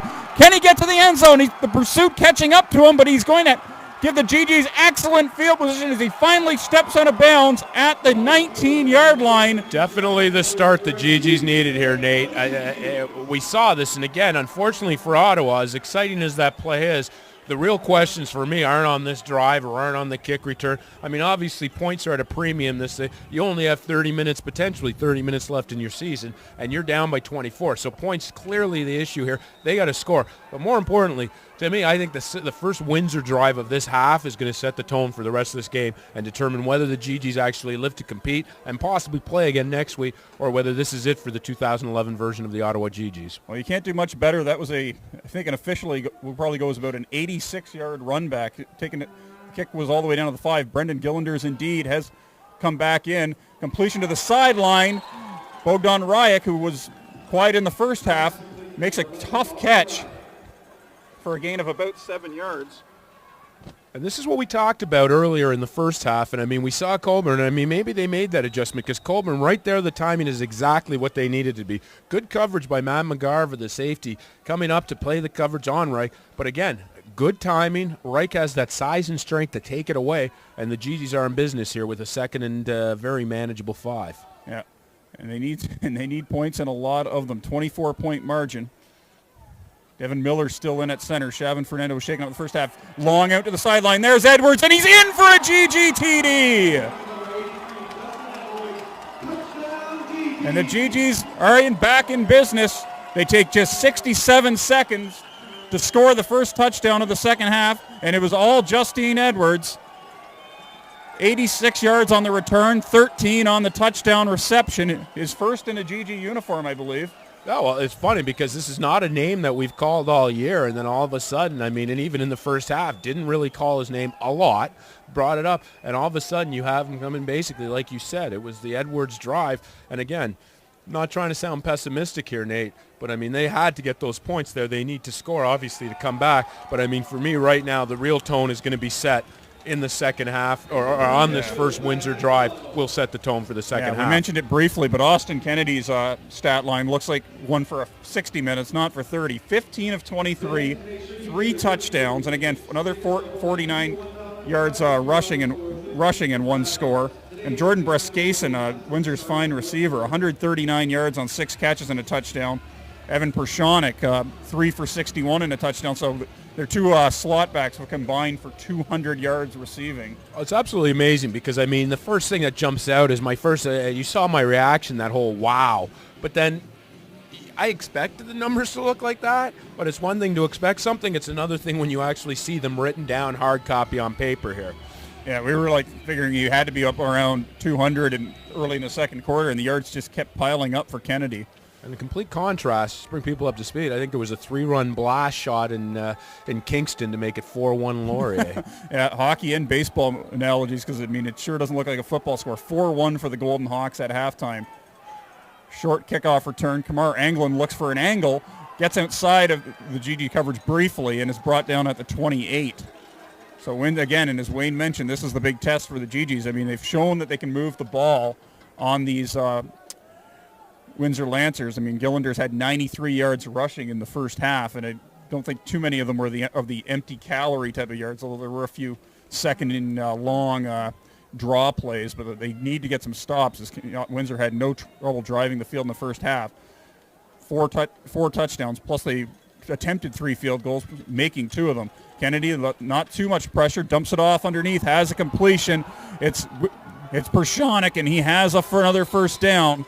So not too much has changed. Is just one offensive snap into the second half for the Windsor Lancers, and that officially goes for 18 yards. What's impressive with this is just we've called it Pisonic, Breskayson, Whitfield, Fernandez. We've been saying these names over and over again, but spreading around. Kennedy just sitting back there, really. And again, just an extension of what we saw in the first half, Nate, as it doesn't look. Ottawa U, again, trying to find answers. They're sending 4 here, not a lot of pressure. Yeah. And there's Shamari Grant, and he'll have probably his best run of the game as he keeps going downhill all the way out to the GG 49. And again, if Wayne, you mentioned it in the first half, if the Lancers get a running game going to complement Austin Kennedy's passing, I mean... Well, you always hear the term. That's the funny thing is you always hear the term. You run to establish the pass, but the flip side is true. It's just not often tested. But it is the foundation of a lot of those spread offenses we see popping up in the NCAA. You throw the ball to establish the run. And, I mean, Windsor... probably not on purpose and probably just a byproduct of their passing right now has probably opened up those passing lanes because Ottawa's scared right now on their heels and scared to send 6 or 7. And I mean, I wouldn't, if I'm the Ottawa defense right now, I don't dare send any type of run blitz package because I mean, quite frankly, you do that and you're risking the quick score here that you just can't afford to have. But again, I said it, the tone's going to be set on this drive and right now it just looks like an extension of first half football. Yeah.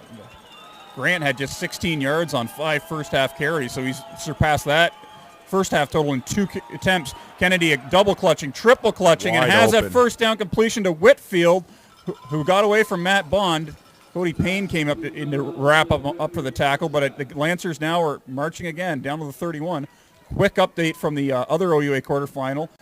Dan Village got his David Freeze on and blasted a 3-run homer of his own, 4-4 at halftime. Of course, the Queens Golden Gales without their starting quarterback, Billy McPhee, true freshman Ryan Mitchell at the controls. I was watching that in the press box half. I'm not sure how Queens managed to get in field goal range there. Pass over the middle and caught! Breskayson has a touchdown. And we've seen it. I mean, absolutely little to no pressure on the Windsor quarterback Kennedy. And I mean, as far as the Ottawa U defensive backfield goes right now, I mean, they're just being shredded. I mean, Kennedy and those receivers having their way. And again, I go back, I reiterate what we had talked about before, and I reiterate what we had talked about in our preview shows yesterday and what we even talked about 2 weeks ago. It would be a battle of the Windsor receivers versus this Ottawa U DBs, with the Windsor receivers clearly having the advantage here, Nate. And, I mean, this has gone the worst possible way that Ottawa U could have envisioned it. A 31-yard touchdown catch for Breskayson, so 170 yards for him on the afternoon. Kennedy's above 300 now, 4 touchdowns. To any of the other sports information directors across Ontario University, unless they're listening, don't bother sending in a nominee for Male Athlete of the Week. I'm pretty sure it's one of those 2 guys. Oh, I would think it would be. And, I mean, I won't disclose the source, but let's say somebody very no longer involved but close with Gigi Land. I mean, and I've heard it on 2 or 3 occasions from 2 or 3 that are in the know, if you will, with the program, and that's been the issue this year. I mean, right now, Ottawa U's strong at a few points, but I find that at this level of football, if you don't have the depth and the talent at DB, it could come back to bite you, especially now where it's not the, I will call it the Canadian version of we'll have to say 4 yards in a cloud of dust as opposed to 3 in the U.S. But you see what I'm getting at here. I mean, every time they've come up against the passing clubs, they've just been riddled. And, I mean, we're seeing it. They're not. And, I mean, I'm not picking just on the DBs here because there's no pressure. I mean, anybody could sit back there and throw when you have 5, 6, 7 seconds. Yeah. Ground ball kickoff to keep it away from Edwards, who had the big return. And that doesn't really help Windsor too much because Edwards still manages to get a return out to the 41 before Josh Burns hip checks him into touch. Probably a smart call by Windsor. I mean, you don't need to give 41-17. Don't give Ottawa any help getting the quick scores that they need to get back in this game. As the margin again is 24 points. I don't know. Strategically speaking, I might want to let Ottawa score quickly because I don't want my offense cooling down here. I mean, Ottawa hasn't shown any type of resilience or resistance, rather, not resilience, but resistance to this Windsor passing game. Yeah. There's a bubble screen to get Simone Lamarquand established. Lamarquand makes a nice cut before Akeem Wonder finally wraps him up with a 46. Gain of 23 on the long handoff to Simone Lamarquand, who had just 1 catch for 12 yards in the first half. The second leading receiver in the entire OUA, I believe actually in the CIS too. Great article by him, by Don Campbell in the Ottawa Citizen this morning. Project of the Outaouais Griffins. Product of the Outaouais Griffins, who I do want to give a best of luck as they go into their quarterfinal game against Jonquière. Looking deep for Edwards, but Josh Burns had good coverage in the pass, was just a little overthrown. GGs can't completely forget about Galanders here. I mean, he's healthy. He's run for close to 100 yards today. And, I mean, we're not in a situation where it's a virtual all-pass, every down type deal. Edwards is taking a knee and will require some assistance from the trainers.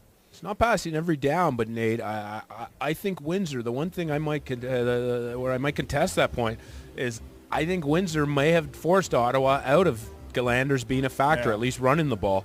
Because, I mean, at 41-17, we got a 24-point deficit that Ottawa is facing right now. And, again, I can't stress enough. And, I mean, I had said it coming out of the second half. Windsor's first possession will set the tone.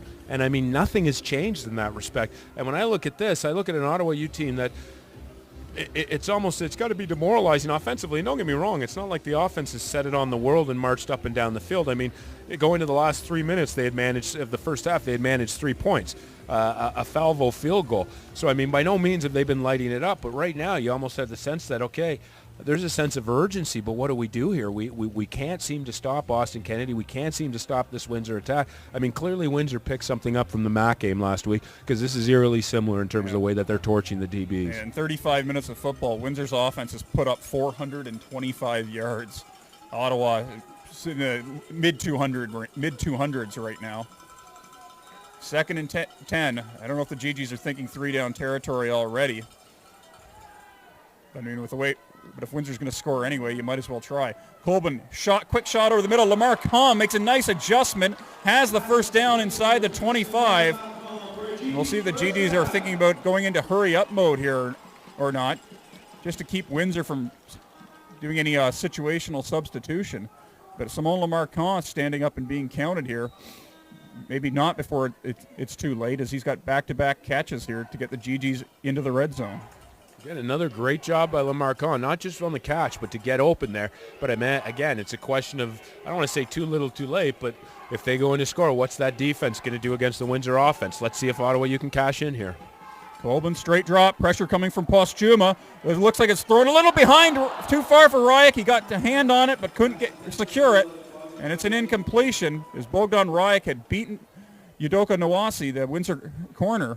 I think the wind actually helped Ottawa U out, because I agreed with you, Nate. When that left his hand, I thought he was well overthrown, like by 5 yards. Exactly, and it looks like a ball that Reich should have had there. I didn't catch it if the DB got a play on that or got his hand in there, but I mean, that really did look like he was going to go 5 to even 10 yards over his head. Yeah.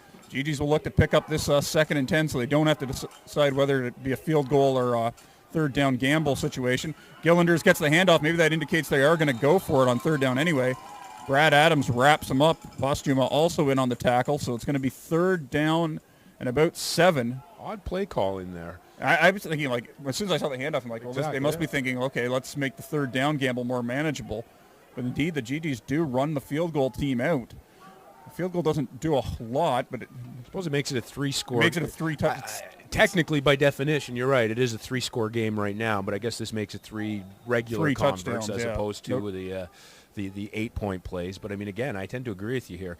I mean, with the way, and it would be a little bit different if there had been turnovers or there's something or they weren't moving. But at this point, to me, it's almost like, we haven't shown any ability to stop Windsor whatsoever. So, I mean, field goals become almost an afterthought. Gillanders is lining up onside, but the whistle blows the play dead. Interesting little tactic here by the GGs. And, I mean, unfortunately for Ottawa, they showed their hand, and that's because I was about to say, watch, maybe they got a fake in mind here because it doesn't make sense with the 3 points. And sure enough, they had the onside man, Falvo, clearly not trying to kick the field goal there, trying to put it where there was nobody to cover it, and Galanders hopefully would fall on it there, and it is their ball. Even on the field goal, you can line up that onside player. Every kick in Canadian football is onside, whoever's behind the kicker. So interesting little strategy. Even with the kicker, or the kicker himself, of course. Gillanders is still lining up onside, standing parallel to the holder. Now he comes up to join the blocking, but it makes it a 35-yard attempt for Falvo, who has no problem getting it. So after all that drama and intrigue, the GGs moved just 3 points closer, 41-20 with 9:29 to go in the third quarter. And penalties killer. Yeah, that again. I mean, I don't know. I have seen that play work in Canadian football. Well, the reason I say it's killer is just because, I mean, Windsor wasn't expecting it. And you saw the Lancers in a kind of and the Ottawa U lined up kind of interestingly. I mean, the Windsors kind of went in that kick safe set, if you will, but they were more concerned of the guy leaking, and they had more of the pressure to the right side. And if you would, I think that would have worked for the Gs. Yeah.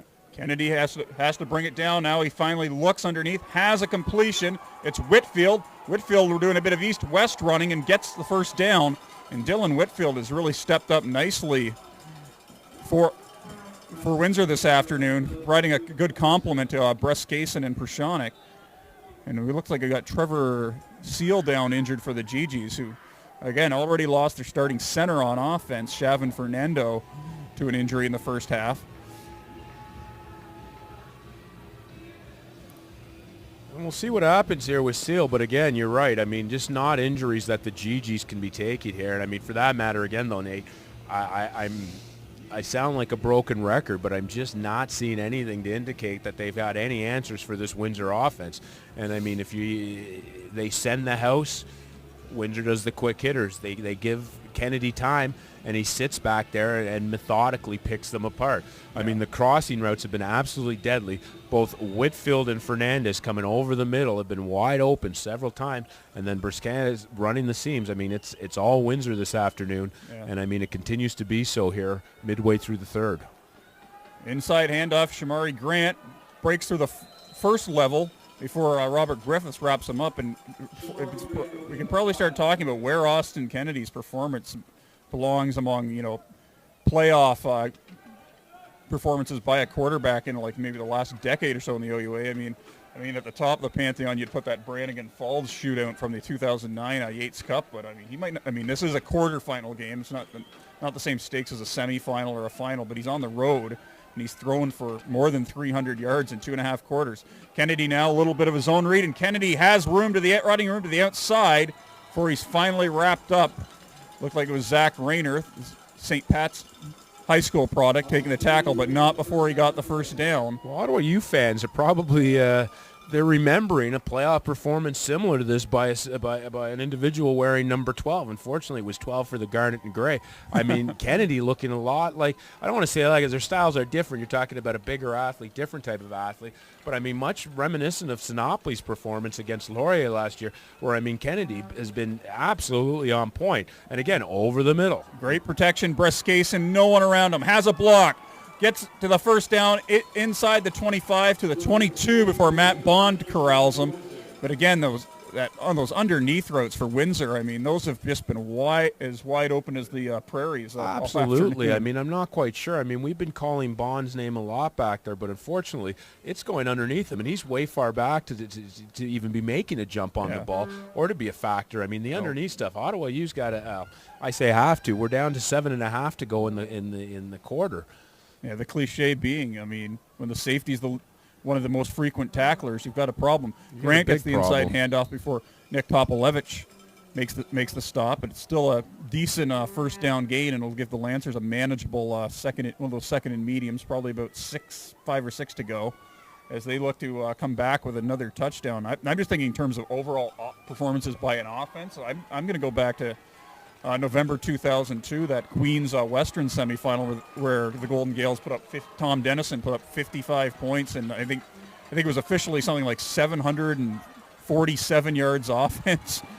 Kennedy now rolling out. A flag is down, so this is likely holding, and he finally gets brought down by Laverne inside the 10, but likely this is going to not stand. And something's got to be frustrating. We've seen it all game here, and I mean, it's not like we're looking at, say, one of the more stationary quarterbacks in this conference. We're looking at probably one of the better scramblers out there in Lane College country. And I mean, Ottawa U just has had no semblance of contain whatsoever all afternoon. And I mean, they're taking inside lanes. I mean, I don't know who's responsible for what gap. I can't claim to have been at practice, but I'm going to keep an eye on it, because right now, we talked about it at the beginning where Roberto Almonte kind of came in, gave a little bit of speed that was necessary. And I mean, with his previous injury, he wasn't in there to do it. I mean, right now, the only thing the Ottawa U defense seems to be doing is accepting the penalties against the Windsor offense and pushing the back. Yeah. Otherwise, they have to do something. They have to get some type of outside lane here, pressure on them. Otherwise, their season's done. Yeah, it was not a hold, but a UR penalty. So it's 2nd and 20 for the Lancers. Kennedy's going to run for it again. Now he throws to the end zone. And it is tie-up touchdown, Perry Fernandez. In coverage, a juggling catch in traffic. Make that 5 TDs for Kennedy. And this Ottawa, I can think of a really crude expression to describe the mental state of the Ottawa secondary, but if I say it, this will be my last broadcast ever, not just the last one of the season. Oh, I'll tell you what. I mean, right now it's what we thought was going to happen, and I mean, or what we thought would be the matchup, the key to the matchup. And I mean, Windsor dominating it. Ottawa, no answer whatsoever, no response, no pressure, no contain. I mean, this has become Ottawa's worst, if you will, this has become the GG's worst nightmare defensively, and then they have absolutely no answer for Austin Kennedy. Austin Kennedy, as good as he's played, and we even said in the second to last week of the season, Nate, this is not your typical first-year starter. Heck, he looks like a fifth-year guy tearing apart this. And again, not enough credit can go. I can't speak highly enough of that Windsor O-line. Yeah. Ottawa U sends 4 men. It's non-existent. It is absolutely non-existent. It is like Kennedy is sitting there in pass skeleton. And I'm here to tell you, you could take a mosquito-level quarterback. You give him that much time, and you're going to have troubles. I mean, it has just been a nightmare defensively for Ottawa U, as they've had absolutely no answer for anything Windsor's doing, not offensive line speaking, not in terms of the running backs, and not in terms of the receivers. And even when they do have the coverage like we saw in that, Fernandez and Briskason and Whitfield, for that matter, and the rest of the crew have basically looking at it as, hey, you know what? So I got to make a circus catch or a difficult catch. No big deal. All 4 of Windsor's leading receivers have touchdown catches today. Bruskason's the lone man with 2 so far. So far being a good point. Another dribbling kickoff to keep it away from Edwards. Nick LaCour will grab it and bring it out to the 44. And again, GG's get great field position, but they have to do something with it. And then like I say, the real determining factor, as Wayne's mentioned, is can they stop Windsor's offense? And the answer so far is no, as they've put 6 touchdowns on the board, added a couple of field goals, and just a command performance by Kennedy, more than 350 yards passing on the afternoon. Like I say, I just keep thinking back to that game with Denison. I think it was something like 747, 749 yards. And that was on a snowy field where today the weather is not really a factor in limiting what the defense can do. It's just been all Kennedy. Colbin's going to run up the middle and have a first down, makes a bit of a cut before McGarvey helps corral him. Nawasi also in on the tackle. Maybe they need to think about going into a bit of a hurry up here. I like your reference, Nate. I mean, I obviously 2-time Heck Crichton Trophy winner, Winnipeg Blue Bomber free agent. It's big shoes to be comparing him to, and I mean, maybe it's a little premature, but I mean, I love what I've seen from this Austin Kennedy. Of course, Tom Dennison, as Gillanders gets the handoff for medium yardage. Actually gets close to about 6 before Adams gets the tackle. Of course, Tom Dennison won 2 Heck Crichtons, but he's only the 3rd best OUA quarterback for the last 10 years, according to the score. Who did they give it to? It's down to Brannigan and Faulds for the last 2, and Sinopoli and Sokobi don't even enter in the pick. Sinopoli was 6th on the list. You know, he's only in the CFL. He only won a Heck Crichton, and I guess the thing was he didn't start for that long, but that was because he had one of the other guys on that list ahead of him. Here's Edwards, makes a nice catch on the comeback route. Cannot hang on, though. Well, one of the things we're seeing it'll be 3rd and 3 coming up. I think the GG's got to go for it here. I completely agree with you here. One of the things we're seeing, and I like what you made reference to in terms of Heck Crichton candidates. And I mean, part of the reason, and I think a year later, Sinopoli's Heck Crichton is even, and not that it wasn't it was completely well-deserved. He was the front runner and should have been, but it almost validates it to the 18th degree here. As many people realize, even last year's GG team was maybe not as strong as previous editions, but you had that one-man wrecking crew in Sinopoli. Yeah. I mean, right now. There's the shovel to Gillanders on 3rd and 3. Brendan Gillanders has the first down before Akeem Wonder gets his arm around his shoulder pads and brings him down to the turf. Yeah, I mean, again, I guess we're making the point, and I've always made the point, I don't understand why they pick it solely off regular season games. I mean, a guy who's on a team that does not make the playoffs is not going to be considered anyway. So I don't understand why they just don't do it after league, include the conference playoffs, and that's use that as the basis, because if you could include this performance today, Austin Kennedy would have the strongest credentials in Ontario to be Ontario University Athletics MVP. As it stands, it's probably, he might still have a shot at it anyway. Colbin running around now on 1st and 10. He'll scramble and pick up 5. Get some good, as the GG offensive line does a pretty good job of keeping the Windsor pass rushers off him, but there was really just nothing open there.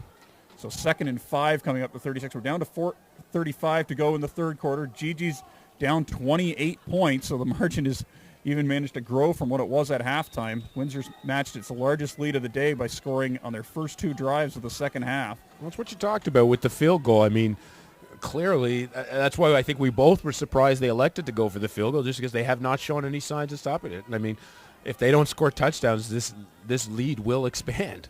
Nice blitz pickup there by Aaron Miller, but the GGs aren't able to make use of it as the swing pass was just a little too far in front of Gillanders. 3rd and 5, and it's an obvious, I think this is an obvious go-for-it situation now. I think you absolutely have to here, Nate. I mean, I'll give Miller credit for looping out from his center spot to pick up the shooting defensive halfback, McGarva. No, great job by Miller, and I mean, unfortunately, I think Colbin might have felt the pressure that never was going to get there. It kind of threw that one a little bit early before Gillanders he's had his thinking, head I don't turned. have my regular center in there. I better get this out of there. But Miller, surprised him a bit by swinging out that way. Anyways, another third down gamble for the GGs. It's a screen. The ball's batted in the air, and the Lancers get the third down stop that they needed. I believe that'll actually be the first official defensive turnover of the game by either team. And the Lancers can taste it now. They're in a situation, of course, as the 5th seed. I got to give credit here again. We brought up his name, Andrew Bacos. Again, spectacular play. They read that like a cheap novel, Nate. As soon as it's one of those things, if you haven't been getting in all day, and they took one step downfield to a man, each one of those linemen, one step downfield, realized that they were getting in way too easily, and just looked for the running back or whoever it was coming out of the backfield. Shut that down. Absolutely no chance whatsoever for them. And, I mean, Windsor takes over here, Nate. Kennedy keeping on the zone read and breaks into the open field before he's finally lassoed down at the 51. So a gain of 17 for Austin Kennedy. He might end up with 100 yards rushing today. And just to finish the thought, the Lancers basically, assuming this score holds, and we have no reason to think it won't with 3 minutes, 30 seconds to go in the third quarter, their destination next week depends on the Laurier-Queens outcome. If Laurier wins, then the Lancers would go to McMaster, whom they almost beat early in the season, albeit at their own field, losing 21-19. If Queens wins, it's a Windsor Western semifinal. Those 2 teams did not play in the regular season. Shamari Grant now, who's starting to get loose, has a first down run down to the GG 46. And I think the Lancers can start making, or getting close to making travel plans here. The GGs just have not been able to cut into this lead in the third quarter. No, I to be completely honest, I mean, it's not even cut into the lead. The lead, as you said, has been increasing, and it's merely on the fact that, I mean, Windsor right now looks like the team that's pressed to score points, as whatever they do seems to be working. And, I mean, I don't even want to say Ottawa U's holding on for dear life right now. Grant finally gets brought down at the line of scrimmage for the first time in some time. A good stop by the GG's defensive line, just a gain of 2. Keep you updated on the other quarterfinal. Still 4-4 in the third quarter there. Queens defense hanging tough. Andrew Liu taking down an end zone interception. You talk about that consistency in the quarterback play for Laurier. There's the inconsistency. And they've also, I mean, their field goal too was a short one. I just think an 11-yarder. So they've been in the red zone a couple of times and have not taken advantage, and have left a short-staffed Queens team in the game. Austin Kennedy throws. That's batted into the air, and even that becomes a completion as Breskayson tracks it down. A flag is down at the 50-yard line. Looks like it's going to be against Windsor, a preliminary signal. When everything's going your way, it just goes your way. And, I mean, right now for the Ottawa U defense, one of the rare, and I can't say enough, rare moments where they actually got pressure on Kennedy, sending a 5-man rush, a little bit of a stunt. They get Kennedy got there, still looking for the underneath crossing route. And, I mean, again, the only defense against this Windsor offense, or so far, has been the flag. That'd be the orange flag, not the white flag. Yeah, exactly. Well, you know what? I'll be honest with you. I think at this point, if there was a white flag lying around, as much as I know they wouldn't be waving it, the time might be right about now to wave it. 48-20 here, 2 minutes to go, Nate. It's just from the get-go, from the first 2 minutes and 30 seconds, Windsor, we saw them, took them 2 minutes to go the length of the field. And that set the tone for an afternoon, which is just Windsor looking like an OUA juggernaut today against the Ottawa U defense. And I mean, to be fair, I would give them a good chance against Western. I mean, Western secondary has been a problem spot for the Mustangs all year. And Kenny and Windsor's got they just don't have any self-doubt at all about their abilities. Ken Avrera, SSN host, called it, and I got to give him credit. He saw them winning this one, but then on top of it, he went a step further and said, you know what? Mark his words. Watch for Windsor, the Windsor upset over Western. I think definitely Western's that team ripe for the picking. I think both Ottawa and Windsor would have had the opportunity to go down to London, TD Waterhouse Stadium, and pull the upset. However, after watching what I'm watching here, there's no doubt in my mind that this Windsor team seems to be the one more equipped to do it. I mean, obviously, score notwithstanding. I mean, we'll go back and we take a look at it. And one of the things we have to remember is that this Ottawa U team came into the season with tremendous, and I can't stress enough, tremendous question marks. And I mean, how quickly success tends to it tends to eliminate failure from your mind. But I mean, this is a team that went in and did not look good against McGill.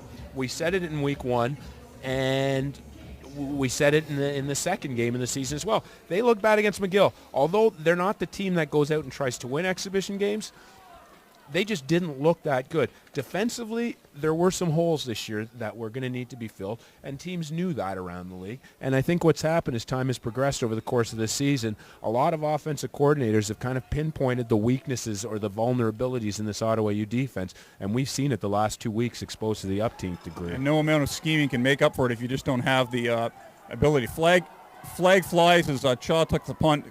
A lot of spin moves, but doesn't really manage to get anywhere, and it's pinned inside the 10. We're going to give a lot of credit to Dan Serino the way he's come back from injury. He's punted really well for Windsor today and made a 45-yard field goal, probably averaging more than 45 yards at punt too. Sorry, Wayne. No problem. Just to go back to what you were saying, I just wanted to add to a great point you made. Is I mean, in terms of you can have the most complicated or most sophisticated defensive schemes in the world, but if you don't have the athletes, and I mean, we've seen Ottawa U so far basically just go about Windsor go about their business, simple over-under routes. You have the crossing routes where you have the under going and the over, and I mean, they basically force the linebackers to make a decision, taking the safety, Matt Bond, right out of the play by attacking him, and the corners have gotten beaten continuously. So, I mean, credit to Windsor for game planning in that sense, but I mean, clearly exposing the weaknesses Ottawa U has had. Yeah, the infraction took place while the ball was in the air, so it backs the GGs up. Gillanders on the outside zone looks for an opening just to get the GGs out of the shadow of their own goalpost and staunch the bleeding somewhat. Succeeds mostly in doing that as he picks up 7 on first down. We're down to a minute and a half in the third quarter. It's been pretty much all Windsor. 48-20 they lead. Austin Kennedy, 5 touchdown passes, ran in the other Windsor TD. And that was only Serino's third punt of the afternoon. The first punt of the half, as this Windsor offense has just been moving out well. I formation look for the GGs. Can't really play ball control now. Gillander's stuffed up inside. I don't know if he got the first down. Of course, that's where you see the absence of Shav and Fernando affect the GGs. And unfortunately here, if you're the GGs, I mean, you kind of have to go for it, but you kind of can't go for it. Yeah. So it's one of those... Third and 1 from your own 12. Yeah, you kind of have to, but you kind of can't. Yeah, the punting unit indeed does come on as we're down to less than a minute to go in the third quarter of this OUA football quarterfinal.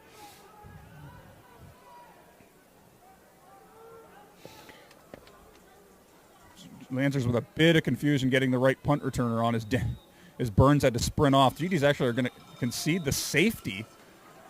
It ought to push the score out to 50-20.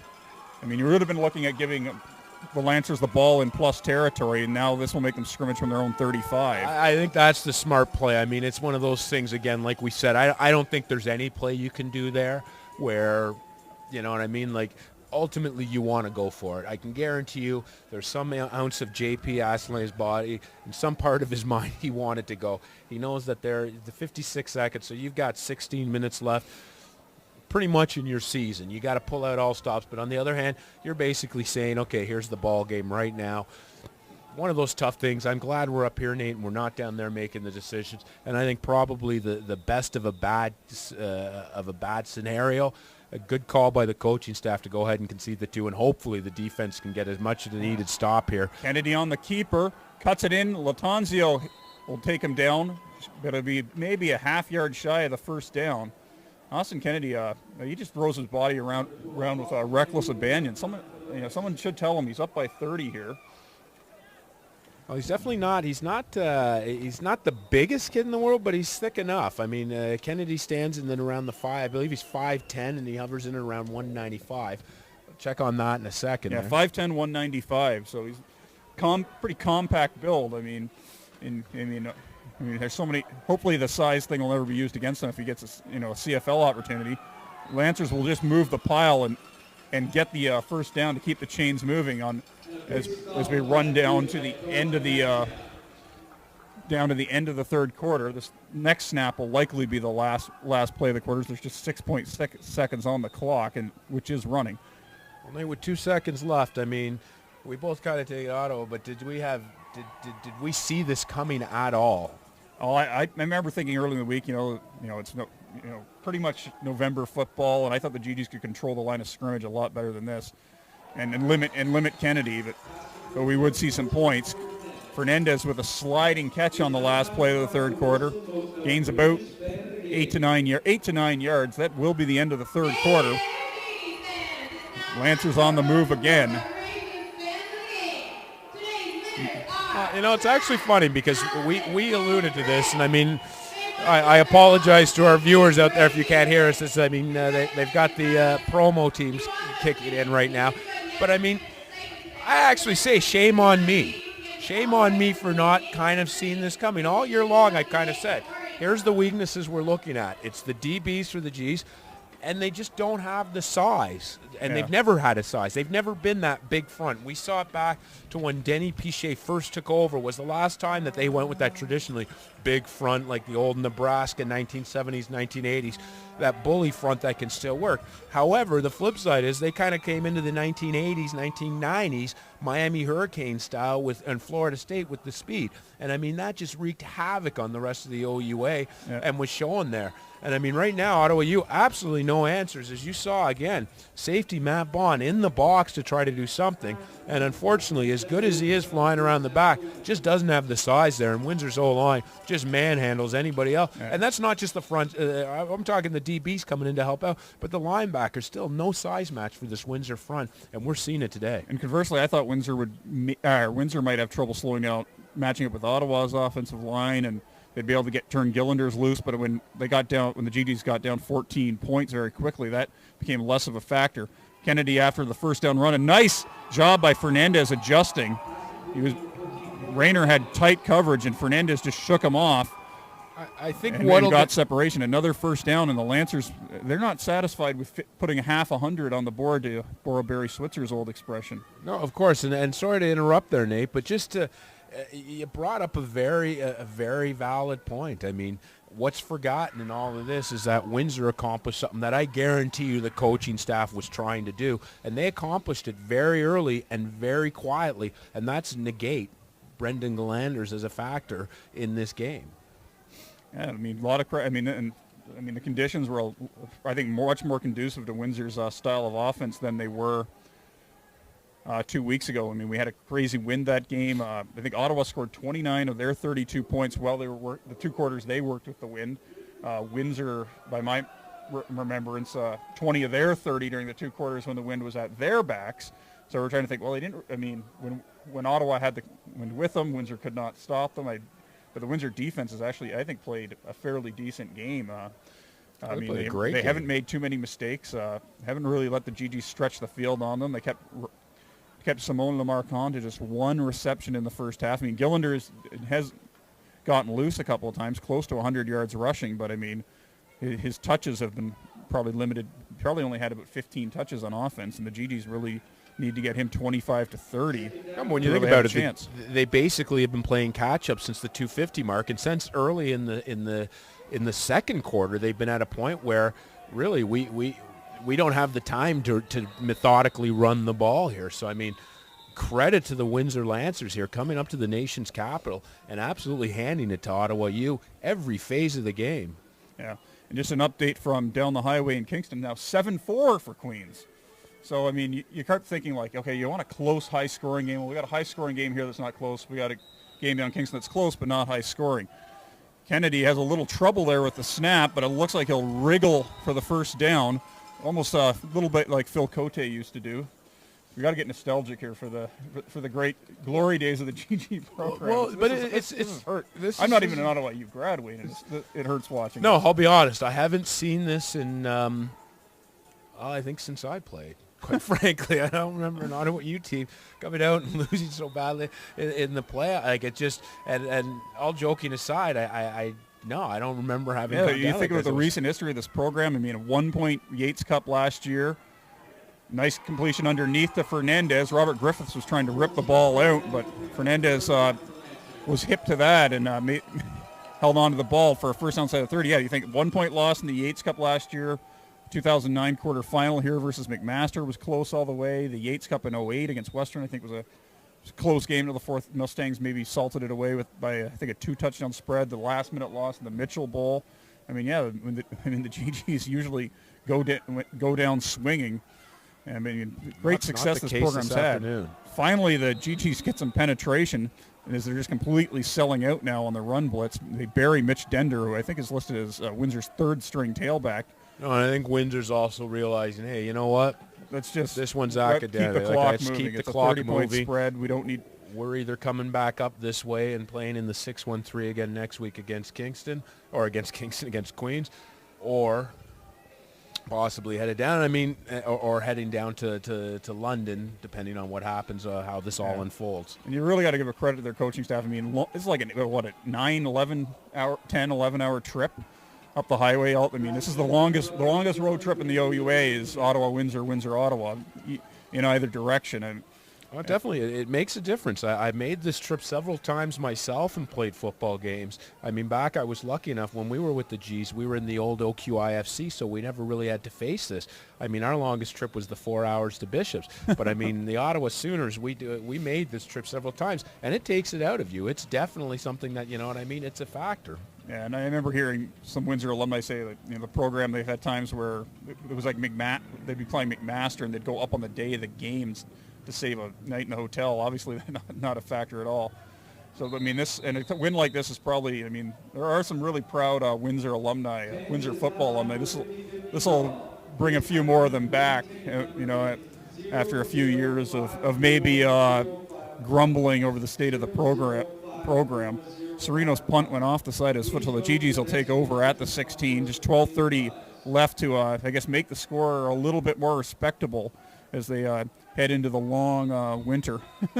Definitely long winter. I mean, not that this makes any difference at this point, but we noticed about 10 minutes ago, Fernando is out in his street clothes on the sideline, so his season is done, and we'll see what happens with him next year. But great season by Xavier Fernando, and it's a shame to see it go down this way. It's really disappointing.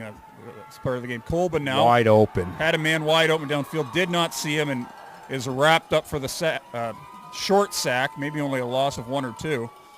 Now, I got asked today, by the way, Wayne, on the radio, wouldn't I rather be at LSU, Alabama than an Ontario University game? And I said I'd rather be at an Ontario University game. I managed to maintain keep that front up. That'll be a good one though later, I think. I'll tell you what, I would rather be at the Ontario University game hosted in LSU, in Baton Rouge or in Tuscaloosa.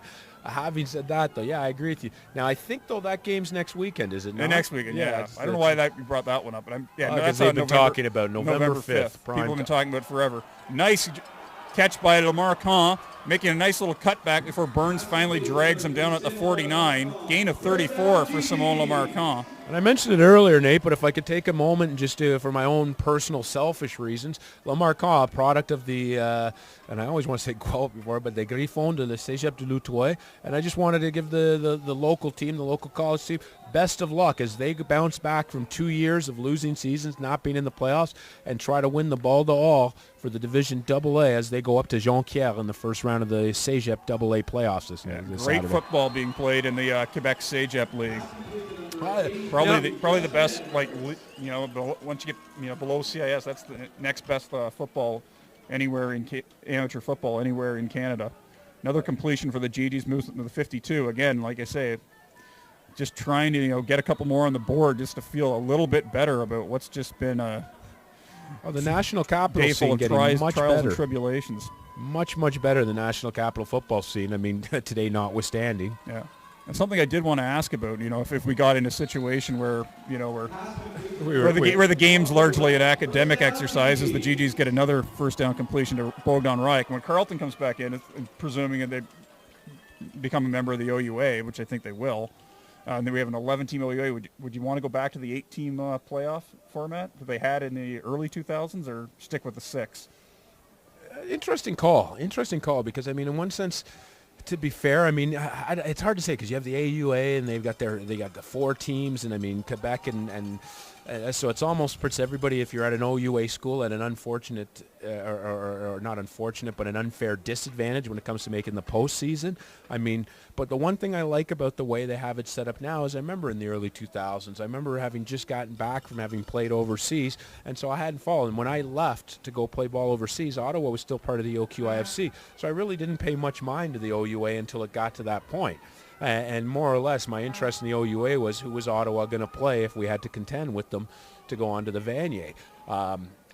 Once I got back and they had jumped into the OUA, one of the things, and I like that you brought it up, because one of the things that I found to be very kind of head-scratching is, I mean, it was the first year Denis Piché took over the G's. Not a great record, but I remember finding them playing York, where you had a couple of 4-4 teams going at it in the playoffs, and it almost made it like the old 1980s NHL, where they seemingly played 82 games to eliminate 5 of 21 teams. Yeah, the old Snorris division. No, exactly. Yeah, well, you would get one more you'd have one more. You'd be eliminating 3 out of 11 as opposed to 5 out of 11, which makes it pretty tough. I'm just thinking, like, when Carleton comes in, and for that program to be successful, especially with the financial model they're going to use, you're going to want to be successful quickly. And if there's a couple more playoff spots just so they can get a taste of it, maybe by the second season, then you think like Toronto starting to get better. But I mean, if they keep, even this year we saw them punch their weight pretty well against and hang in there with some pretty good teams, and they still didn't make the playoffs. And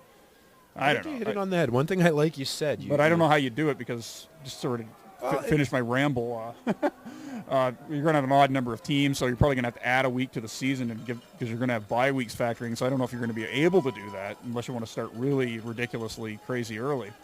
But I don't know. It's just a thought.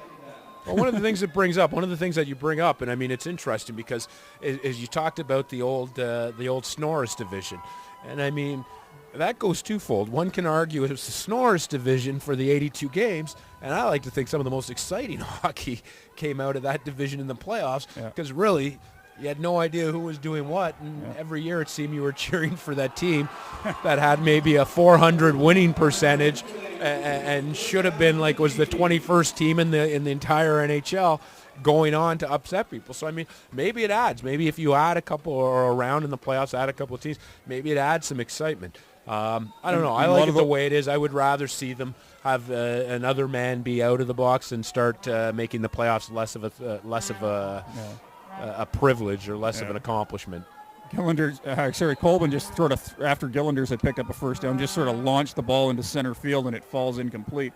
Well, I'm just thinking, I think the rationale they gave at the time, McMaster under Greg Marshall was the huge powerhouse, and those 1 versus 8 and 2 versus 7 quarterfinals were constantly just blowouts. But I think the conference is a little bit deeper now than it was. I mean, at that time, the conference really, I'm thinking that 2001 to 2003 time frame, it was really McMaster, and then Queens Western and Ottawa were kind of the next tier down, and then it wasn't very strong. I mean, Laurier was even 1-7 this one year, and a drop by Lamarcon. Well, it's definitely one thing you want to avoid. Is you want to avoid. I mean, you hear the argument how exciting, maybe one of the greatest tournaments on the planet, how exciting March Madness is, and you hear certain people talking about, hey, this is so great, let's add another few teams. And then you have some of the old school people, myself being one of them, saying, hey, you know what? Before we add teams to the 64, well, now 65 team field, if you will, why don't we take a step back? And when one of the 16s comes close to a number one. So I think it's something, all that to say, I think it's something you can monitor along the way. Gigi's left the offense out on 3rd and 10, and they managed to get the first down. Maxime Lapinay. Colvin probably They had 2 receivers in the same area, so that play wasn't run right, but they were still able to convert with Windsor playing the soft coverage. Just another update from Kingston. 7-7 now. It's been all off the feet of the kickers. Laurier's Robert Pfeiffer and Queens Dan Village, each with 2 field goals and a single off a missed field goal. 8:58 remains here. Gigi's down to the 31. Colvin might end up with 300 yards passing. Got pressure coming from the blind side, and he's sacked. Zaid El Sayed with the takedown. Excuse me, Akeem Wonder for one. Just coming up with speed from his Sam backer position. And I mean, we have not talked enough about this Windsor defense. You alluded to it. And we saw one play there earlier, a couple plays where Ottawa U, kind of a smart play. Windsor figuring everything they're doing is get downfield. Ottawa U wanting to get Galanders into it, trying to run a screenplay, but again, sniffed out by the Windsor front. And then we see the Windsor backers there, sideline to sideline. Again, just not Ottawa U's day offensively or defensively. 2nd and 21.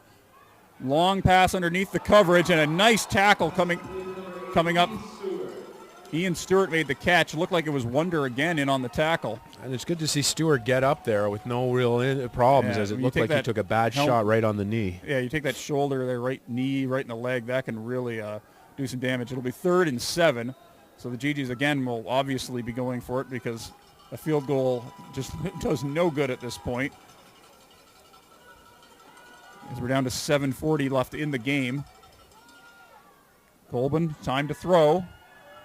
Looking for someone open. Has a completion underneath to Ryak as a flag goes down. Ryak will fight his way inside the 5. Flag was thrown down around the line of scrimmage.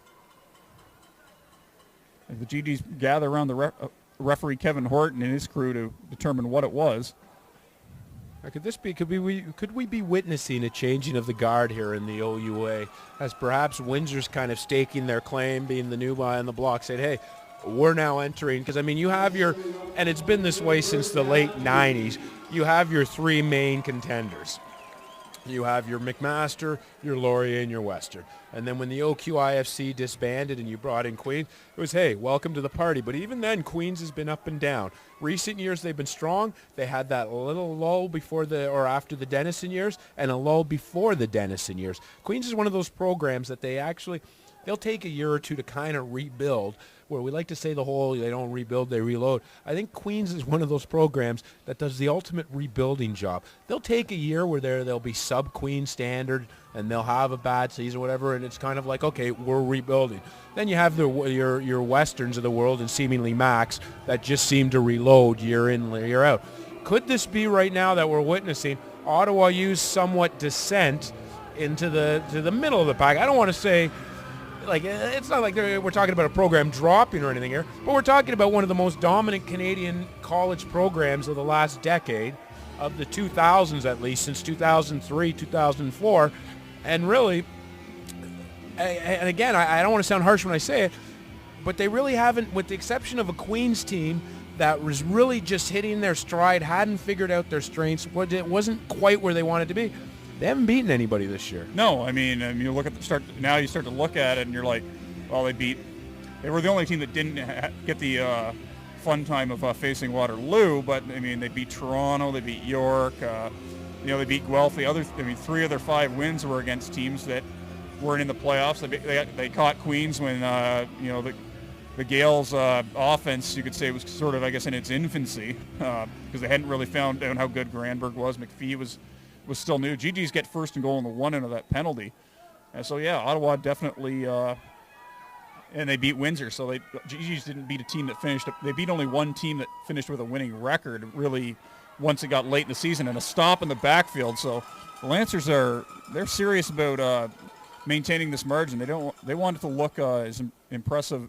They want the score to really be indicative of how the game has gone. I mean, they have dominated this contest, as they'll look to go down and play a giant killer next week, either in Hamilton or London. Colbin on second and goal, end of the shotgun, throws deep into the end zone, and too far for Lepine, but a flag flies, and this will likely give the GGs another first and goal at the 1 because it's probably pass interference. And let me just add something I was saying there, Nate, is, I mean, not only, and I want to kind of correct myself, because, yeah, they did beat Windsor, but, I mean, it's not even the fact that they weren't able to beat Western, Mac, or Laurier. It's the fact they weren't competitive. No, I mean, every game was a 25 or point more margin. And Mac and Laurier were done early. Like, I mean, we're not even talking Western. At least there was a game in the third quarter. You could say a team pulls away, which happens in football, momentum shift. But, I mean, you're looking at the Laurier-Mac game, and, I mean, first quarter, those games were over. Yeah, and we don't mean to pile on bringing this up. I mean, we just know that this has been, like I say, a very good program, you know, for, I mean, there was the Vanier Cup in 2000. Colbin does get the touchdown there to plunge in. I mean, no, it reminds me of quarterback coach. I remember quarterback coach Josh Jacoby. It reminds me of his 5th year. I mean, at times we had to take a step back and say, hey, listen, we're not piling on. Unfortunately, Josh is a victim of his own success in the sense we just get used to expecting greatness, that when he's completing 57% of his passes, which is very healthy, very good at this level, we were expecting the 70, you know, we were expecting the 63. And same thing with this G's program. I mean, many a program in the country would gladly take a 5-3 record, first round home playoff game, and find yourself 3 of the 8 weeks ranked in the country's top 10. But I mean, again, that top 10 ranking, no disrespect to Ottawa, I think was a byproduct of years past, because this team clearly had some question marks. Recruiting's going to be big. And there's also the question, Nate, how did Denis Pichet's departure affect them? You're not going to see that in year 1. And that's not, we're not talking about Coach Astley and the rest of the staff, their ability to coach. I mean, I've met with them several times, seen that, and we're talking top-notch A1 CIS coaches. But I'm talking in terms of recruiting. When Coach Pichet left, you have to remember, it was right smack in the middle of recruiting season. So, I mean, essentially a class lost. There was some question marks 2 years ago. I guess it would have been 2000 in February of 2010. Flags go down on the GGs as they attempt the onside kick, and I don't know if one of them touched it before it went the necessary 10 yards. And I apologize, Nate. Sorry, because I didn't let the I we're didn't in a situation here where I figured 3-touchdown spread with under 7 minutes. I forgot to even try for the short kick. I would have let you. They lined up in sort of their conventional kickoff formation, then just tried to do that one that I always remember Steve Christie pulling that one in that famous Bills wild card game playoff where he just dribbled it along the ground and they sort of made a little wedge and he fell on the ball. And it's funny because you see that now, and I don't remember if anyone it before. I don't know if anyone I didn't see anyone from Ottawa touch the ball, but it must go 10 yards before anyone on the kicking team touches it. I think they did. I didn't really see a clear touch, but it could have brushed somebody. I mean, the ball's bouncing end over end. Ottawa defensive players looking to run back onto the field here, as they assume that's what the call will be, or is it going to be a re-kick situation? Yeah, re-kick back from the 40. So maybe it must have been an offside. We haven't had an announcement yet. But I think everyone from Windsor is going to creep up for this this kick attempt, as now they know what Ottawa's planning to do. Not giving up, not going quietly into the good night here, despite the fact Windsor has piled up 50 points and well. I'm going to go on a limb and say more than 500 yards offense. They've had two drives over. They've had drives in the second half of like 82 and 67 yards. So now it's a conventional onside kick format. Bunches 8 players to the wide side of the field, just 3 to the short. High end over end, and it looks like the GGs have it. Simone Lamarquand came up with it. Skies for the ball. I think Simone must have played a little bit of basketball in this youth. Boxed out pretty well there. Well, one of the things you can do in the Canadian game, which I'm a huge fan of, which people forget in the American game makes that play impossible, is there's no fair catch. And it's one of the first things you learn on special teams in American football is to fair catch the kickoffs. Because if you watch in the foot, if it's anything that's like a short kickoff, they have to bounce it. No matter where it is, if it's in the air, you can fair catch the ball. So I absolutely love it. It gives them a better chance here. And I mean, stranger things have happened. Down 23. Colbin needs to score in a hurry. Yeah, Colbin's going to scramble, and he looks for the sticks, picks up a big block, and it's out of bounds at the 35-yard line. And suddenly, if Ottawa scores here, maybe still on the good side from an Ottawa perspective of the 5-minute mark, suddenly you've got a game again. Although, I mean, the defense is still going to have to make some plays, although they'll be trying to stop Windsor from playing ball control. The longest they've gone without scoring, Nate. So yeah, they have not scored yet this quarter because Ottawa's been on offense for most of it, and Windsor's been just trying to, churn up some clock. There's a deep strike downfield for Edwards, but he can only get one hand on it, and that stems the momentum briefly for the GGs, as they'll now have 2nd and 10 on the 35, down to 5:58 left in the game. And could this be the breakout party for Edwards? Edwards, the second year man out of Toronto. And I mean, we see him in just the previous play to that. Outstanding block, showing absolutely no quit in his demeanor, no quit in his game. And he blows open, probably gets Colburn another 5 to 10 yards on the play. So, I mean, again, 5:49 to go. Stranger things have happened. You asked me. I was there for the Frank Reich show. Let's see if Colburn can do his best Frank Reich here. Screen to Gillanders, but the Lancers are all over it, and McGarva cuts him down behind the line of scrimmage. So just as quickly as the window opened for the GGs, it's shut a bit here on the last 2 plays, as that's a loss of 3, and now it's 3rd and 13 for the GGs. 5:27 left. Need to get this 3rd down. If they cannot convert here, I think the game probably is over. Clock moving. Is ticking. Yeah, 5:15 to go. We talked about them scoring with still more than 5 minutes left. Now they just need to get a first down to even think about scoring on this drive. And guess what? There is only 5 minutes left. Colburn on this needs to pick this one up. Has pressure coming from, gets away from 1, can't get away from 2, and Postuma wraps him up. The ball came loose at the end of the play. It was immaterial since Colburn was down anyway, but the Lancers will get the cherry on the sundae as they pick up the turnover. And with that, I think they can start making plans for another game next week. 4:55 to go as they take over on the strip sack. And Seamus Postuma, the Lancer veteran, the linchpin of their defensive line, just would not let Colburn get away. And he's played a bit. I think, he'll get one of the game balls for the Lancer defense today. Quite frankly, I mean, you need to get yourself some type of tool to divide those game balls on offense, because, I mean, right away, being the quarterback position and all, you want to look at Austin Kennedy, but, I mean, you can give it to anyone or Brest Kaysen, but, I mean, that O-line has been a story in itself, breaking up the holes when they need to for the run game, but more importantly, just setting the tone. 4-man rush, absolutely non-existent for the GGs all afternoon. They send 4, and he's been able to sit back at will and pick them apart. They send 5, not much difference there. And once you start sending 6 or 7, you're leaving these DBs on an island. And so, I mean, predictable results going across the board here. Yeah, the first drive of the game, they went 83 yards in 2 minutes and 10 seconds. And that was just complete. All of that was 3 big catches by Brest Kaysen, and it's been a long afternoon ever since. There's the toss to Shamari Grant, looks for the corner. Zach Rayner and Roberto Almonte come up to limit the gain and bring up a punting situation for Windsor. But at this point, Windsor's just trying to bleed as much clock as possible, not give Ottawa any opening at all, as they'll bring in Sereno, who's punted very well today, albeit he hasn't had to punt very often. But when he's been out there, he's kind of been the Maytag repairman of today. When they've needed him, he's done his job. Taking advantages, yeah. You know what? I like the reference to the Maytag repairman. But you know what? At this point in the game, Nate, Windsor has to be thinking, okay, no injuries. We're getting ready to play one of the top 2 teams in the conference and a nationally ranked team. And Ottawa U right now has just got to be saying, hey, let's finish this up with pride. Boys, it's not ended the way we want. Ottawa U's earliest exit in, I think, 3 seasons since they went 8-0 and were upset by Western in the first round. And that was another close one. I think should get a no yards flag on the punt. Meanwhile, down in Kingston, Wayne, what's it called when the guy with the ball runs across the goal line?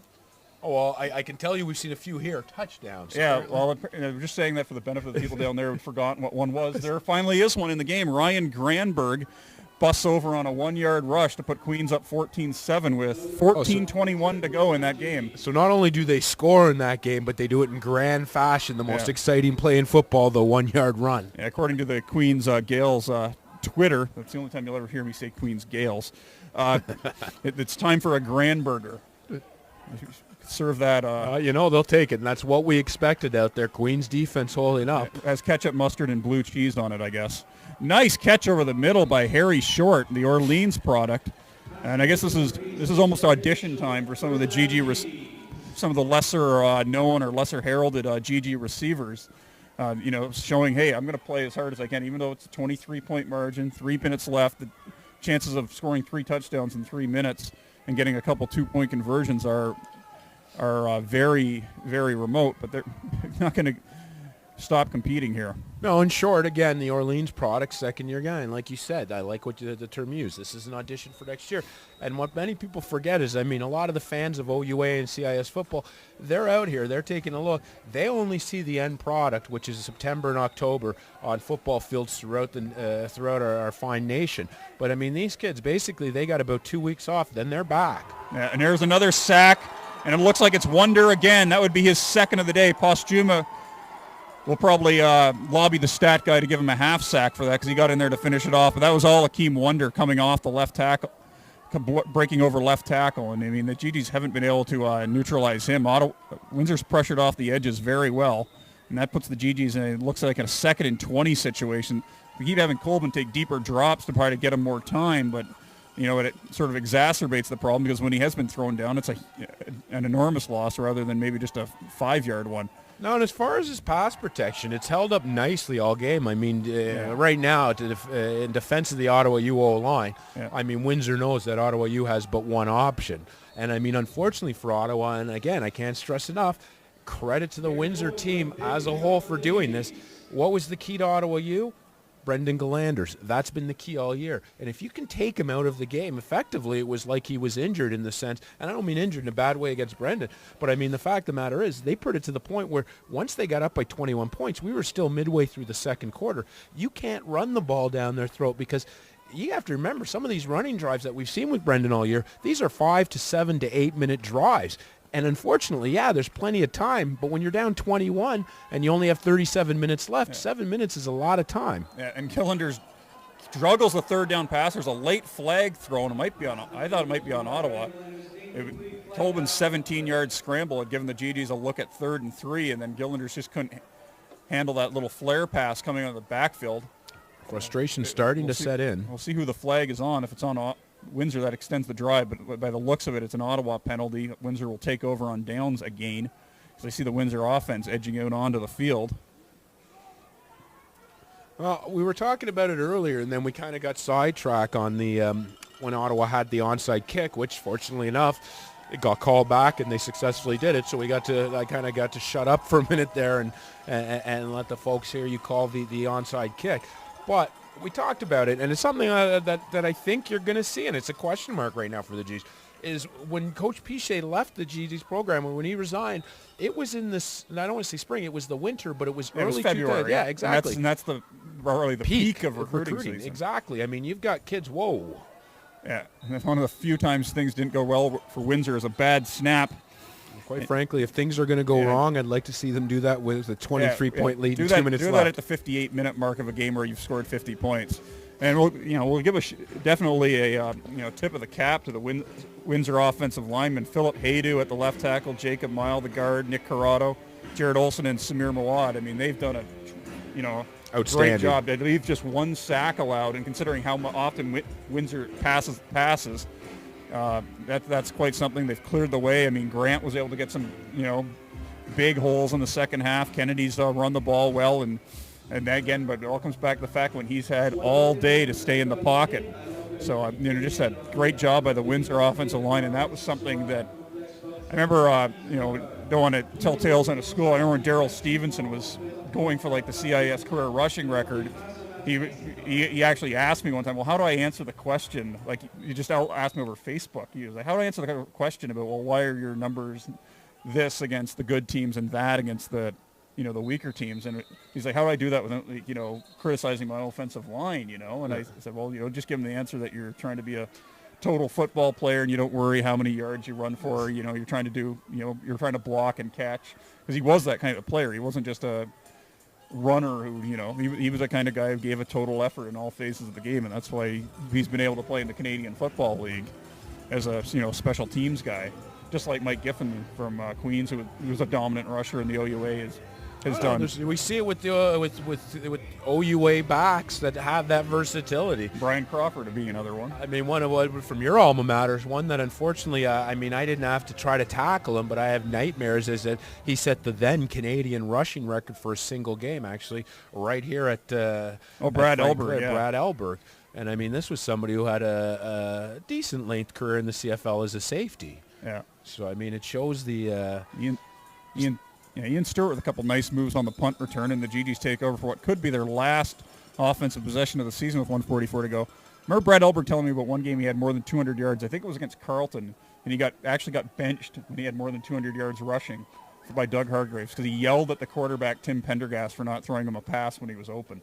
I'm not sure if it's if it was Carlton. It might have been Ottawa because I know I don't know how many 200. I'm sure he had a few. I remember him going for like 272 once and like 4 touchdowns against the Ravens in the worst rain and mud I've ever seen in Kingston. I remember. Oh, was a kid because I was going to say that's eerily close, my friend, because I think the record he set was something like 281 right here, same weather as it is now, only with a nice drizzle.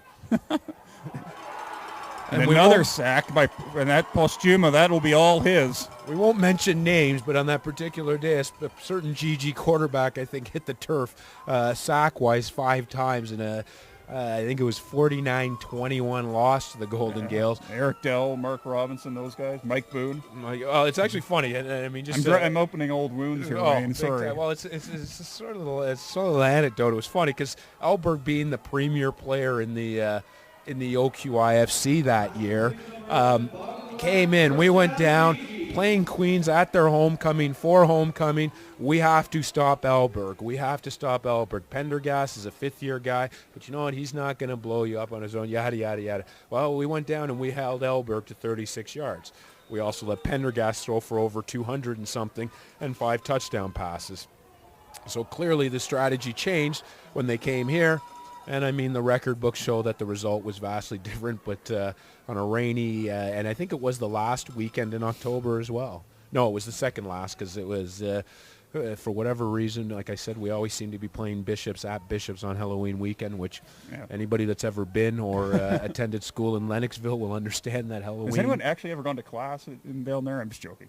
My boss is a Bishop's grad. I'll be honest. Now that is a place that would have been fun to go for 4 years. I didn't know anything about it when I was coming out of high school. I got recruited, and it was funny because they had a D lineman, and God help me, I can't remember his name right now, who came in and talked to me, and he even pulled me aside. And I mean, my parents, I'm sure, were probably cringing, but he goes, "Listen, I don't know what your plans are, but I will tell you this.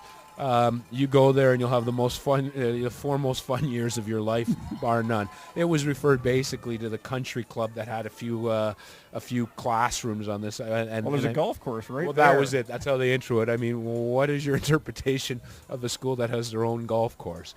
I will tell you this, one of the funnest places to play, in the sense that they had that local support, small town. You had even the bikers coming out. and the Rock Machine. And they knew their football. I mean, we played them a week after a TSN game against Carleton here, and I mean, they knew our roster, and they were repeating stuff that they had heard on TSN. Yeah. Clearly collegiate football fans. Colbin with a nice completion to Justine Edwards on 2nd and 20. She's going to be a little shy of the first down, but I'm assuming the GGs will lead the offense out and try to pick up the 3rd and 1. Yeah, those were some good times, the old OQ. Definitely miss having, as a Queens alumnus who lives in Ottawa and, tries to, and supports the GGs kind of as the, second favorite team, I guess, or second biggest team of interest. No, you can say it, second favorite. It's okay. I want to see them do well. Just it's okay. You come to the dark side. Not better than those other guys right by here.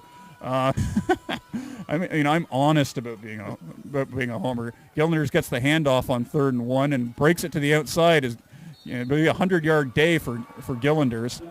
But it's going to be pretty thin gruel given the margin here. We're down to 53 seconds. But, yeah, definitely miss, the Bishops, the Kill-McGill game. Having, Concordia was another good rival. But, again, you're going to think, well, would you really want to have to play Lavelle, like, twice a year? Fortunately for me, that was when they came in the league. So Laval was, I won't go as far as saying Waterloo, but they were kind of like the York team, and that was for 1 year, and that was my last year. Other than that, didn't have to contend with them at all. My first year of university was their first full year as a varsity program, as Edwards collects another reception and gets a first down around the 22. So it was kind of like Laval, typical, 19-year-old smart aleck from Ontario. Laval, who are these guys? But, if you've been paying more attention, and then by about 2 years later, they were a playoff team, and the year after that, they won their Vanier Cup. Yeah. Well, it's actually funny. The upset Saskatchewan. That was the huge upset Peps. Going in at Peps, and then they beat St. Mary's in the Vanier. Took out both of the Huskies, and those were the two two programs that dominated for 15 years. You feared the Huskies, and it's actually, I used to equate when I would see the Huskies, they just look like a pro team. Everything from there. And this is we're going back to a time when the transition from running league to passing league, and I'm talking across the board in CIS, wasn't complete. And so teams ran a lot more than they passed. Yet Saskatchewan, definitely not the climate to do it in, were the team that had their quarterback in shotgun and used to have these downfield throwers. Funny thing, though, I remember, it's funny you bring up the whole Laval thing. It was one of those things I was bitter about because I was like, man, that would have been fun to go to Quebec City on a road trip. I'm rethinking that now, 15 years. And Colbin in trouble and gets away and had two receivers in the area. There's a flag down inside the Windsor 5, so there might be a holding. That play was just chaos all over the place. We've got a Lancer defender writhing in pain down around the 20. Gigi line, that's just, I think Colbin there, I know he's trying to make a play, but I think at this point in the game, you're just got to maybe just sort of cut bait on that one. Taking a big risk for both teams there. But Colbin, to his credit, just kept with it and just missed Edwards. And then I think Lamar Cohn was crossing deep in the end zone and almost had a shot at the ball. That was just chaotic. And as a result, we've got both training staffs on the field. Down to 28 seconds left. So the Lancers, again, will, after they head off to the change room, we'll probably try to find a TV, or someone will have one of the kids will have his iPhone, and they'll probably go to the score and see if they can stream the game and find out the Queens Laurier result and what that means for them. Whether they'll head up the 401 to London to play the Western Mustangs, or whether they'll take go onto the 403 to play the McMaster Marauders. I'll tell you, I live down there. I don't remember my road map. You're better than me on that. It's actually funny. I'll say this is one time when old technology trumps new. I think you can even forget the iPhones. I guarantee you, just 2 doors down from us is the coaching staff that's up here, up in the box. They know. I guarantee you, they're walking one booth by us, Nate. They're going to look at that TV and they're going to want to know what's going on. Well, I'll tell the story. I've told it before on air, and we've got a bit of a delay here. As one of the, I believe that might be trying to look. I see a 2 there.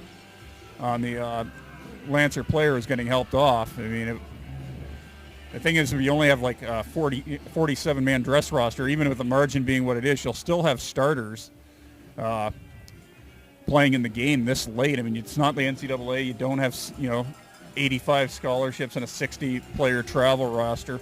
It looks like it's actually McGarva, number 3, who's been a pretty key guy today, getting the sort of Roman chariot treatment from a couple of his teammates as they help him to the sideline. And you'd hope for Windsor's sake that it's not a significant injury, but when a player needs to be carried off like that, you do wonder. 2nd and 10 for the GGs at just, I guess, about the 10.5-yard line. They can get the first down without a touchdown. Colbin throwing to the end zone, and it will be a touchdown in for a GGTD. Simone Lamar Cohn with a final salvo for the GG's season as he hauls in the touchdown pass with 24 seconds left to make it 50-33. It's still likely probably try an onside kick, even though they need 2 touchdowns in almost no time. Queens, meantime, still leads 14-7 in the other quarterfinal as they're looking to try to pull away from the Laurier Golden Hawks. And is Ottawa actually going to go for the 2-point conversion here? Sure, why not? Might as well. Really, at the end of the largely day, if you academic haven't at watched this point. this game. Lofting it to the corner of the end zone, and the pass is just too far for Maxime Lepine.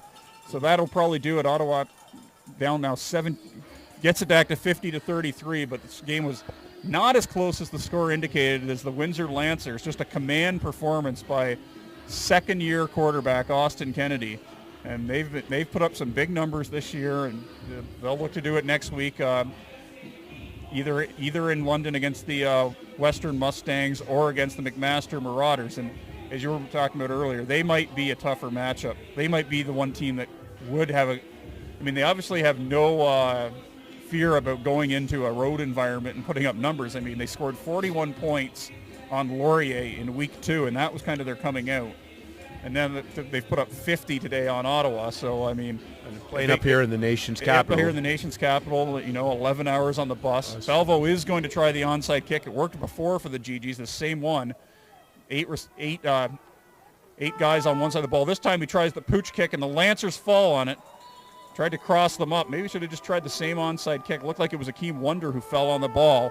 And the Lancers now will just have to kneel on the clock for what will be the biggest win for this program, biggest playoff win for this program since 2003 when they upset the Western Mustangs in an OUA quarterfinal. They'll get may get another shot at those Mustangs. Kennedy in victory formation as the clock runs. He will be our player of the game. There's no doubt about that. Was Brick Jason on there. Now, having said that, I do have to add, I mean, they're going to be in a road environment next week where they go in, and I mean, that's going to seem like a home game compared to the 11-hour trek that they had to make to get up here. I'll go out. I don't want to say out on a limb, but I'll go out and I'll say it. I like Windsor against Western. I think Western's one of those teams that has deficiencies. They're not quite as strong as a 7-1. I think you have to take the Queens loss with a grain of salt. They weren't playing a lot of starters, but I mean, without Donnie Marshall, we saw this Windsor team able to shut down the Ottawa U running game, and I mean, you're in tight anytime you have an Austin Kennedy at your disposal, so this should be interesting. If they do happen to go into McMaster, I got to say this, I got to give the advantage to Mac in that one. I think Mac is probably the deadliest team in this. Mac is my pick to get out of the OUA. And I think Mac could be quietly sneaking up their way to a Vanier Cup appearance just because that Mac team has just looked better and better. And I mean, Quinlan gives what no other team really has, and that includes Donnie Marshall in the sense Quinlan brings that veteran passer, that talented veteran passer with the experience. None of these other teams left in the playoff ball have it. Should be interesting. So for the GGs, a long winter of hard work on the recruiting trail and in the weight room, and in the indoor practice sessions awaits. A 5-3 regular season with a playoff loss. I mean, people knew it was not going to be easy after losing Brad Snopley and a bucket full of veteran offensive linemen, defensive players, receivers. But I mean, this year will probably be remembered for the breakout of Simon Lamarquin on offense, becoming an all-Canadian candidate in his first year starting. But it'll probably also be remembered for the way the secondary could not hold it together in the second half of the season, as they 4 times this year, I believe, gave up more than 40 points. Definitely some positives. I mean, you got to take from it. There's definitely some positives, but I mean, there were, and it's funny because I think what happened this year, Nate, and I think truly, is the Queens win. Nobody knew how weak Guelph was going to be. You didn't know what Guelph was bringing to the table. Sans Dunk, not Fitzgibbons rather, but or I believe it was Fitzgibbons. It's not yet. With the loss of some big time guys at Guelph, you didn't know what Guelph was bringing to the table. Unfortunately, Guelph kind of took 2 steps back to their status in the early 2000s, if you will, and so I mean, that win not quite as impressive as it seemed in week 1, as Ottawa and Guelph had some historically great battles for the last 3-4 years, and to have that one kind of the blowout, and then you had the Queens win, and again, we knew Queens was good, but Billy McPhee, the new guy, getting his feet wet, blah blah blah. So I mean, I think Ottawa, the expectations weren't through the roof to start the season, and then they kind of were their own, I don't want to say worst enemy, but the victim of early success. And I mean, some of those deficiencies and weaknesses were exposed as the season progressed. And we saw it today with an exclamation mark. Exactly. And that exclamation mark was typed by Austin Kennedy. One final vignette before we leave you. Matt McGarver, the player, saw him out there on the crutches hobbling to get into the handshake line. And that doesn't tell you about the spirit of competition. What else will? I'd like to thank those of you who joined us throughout the season here for GG's Football on Streaming Sports Network Canada.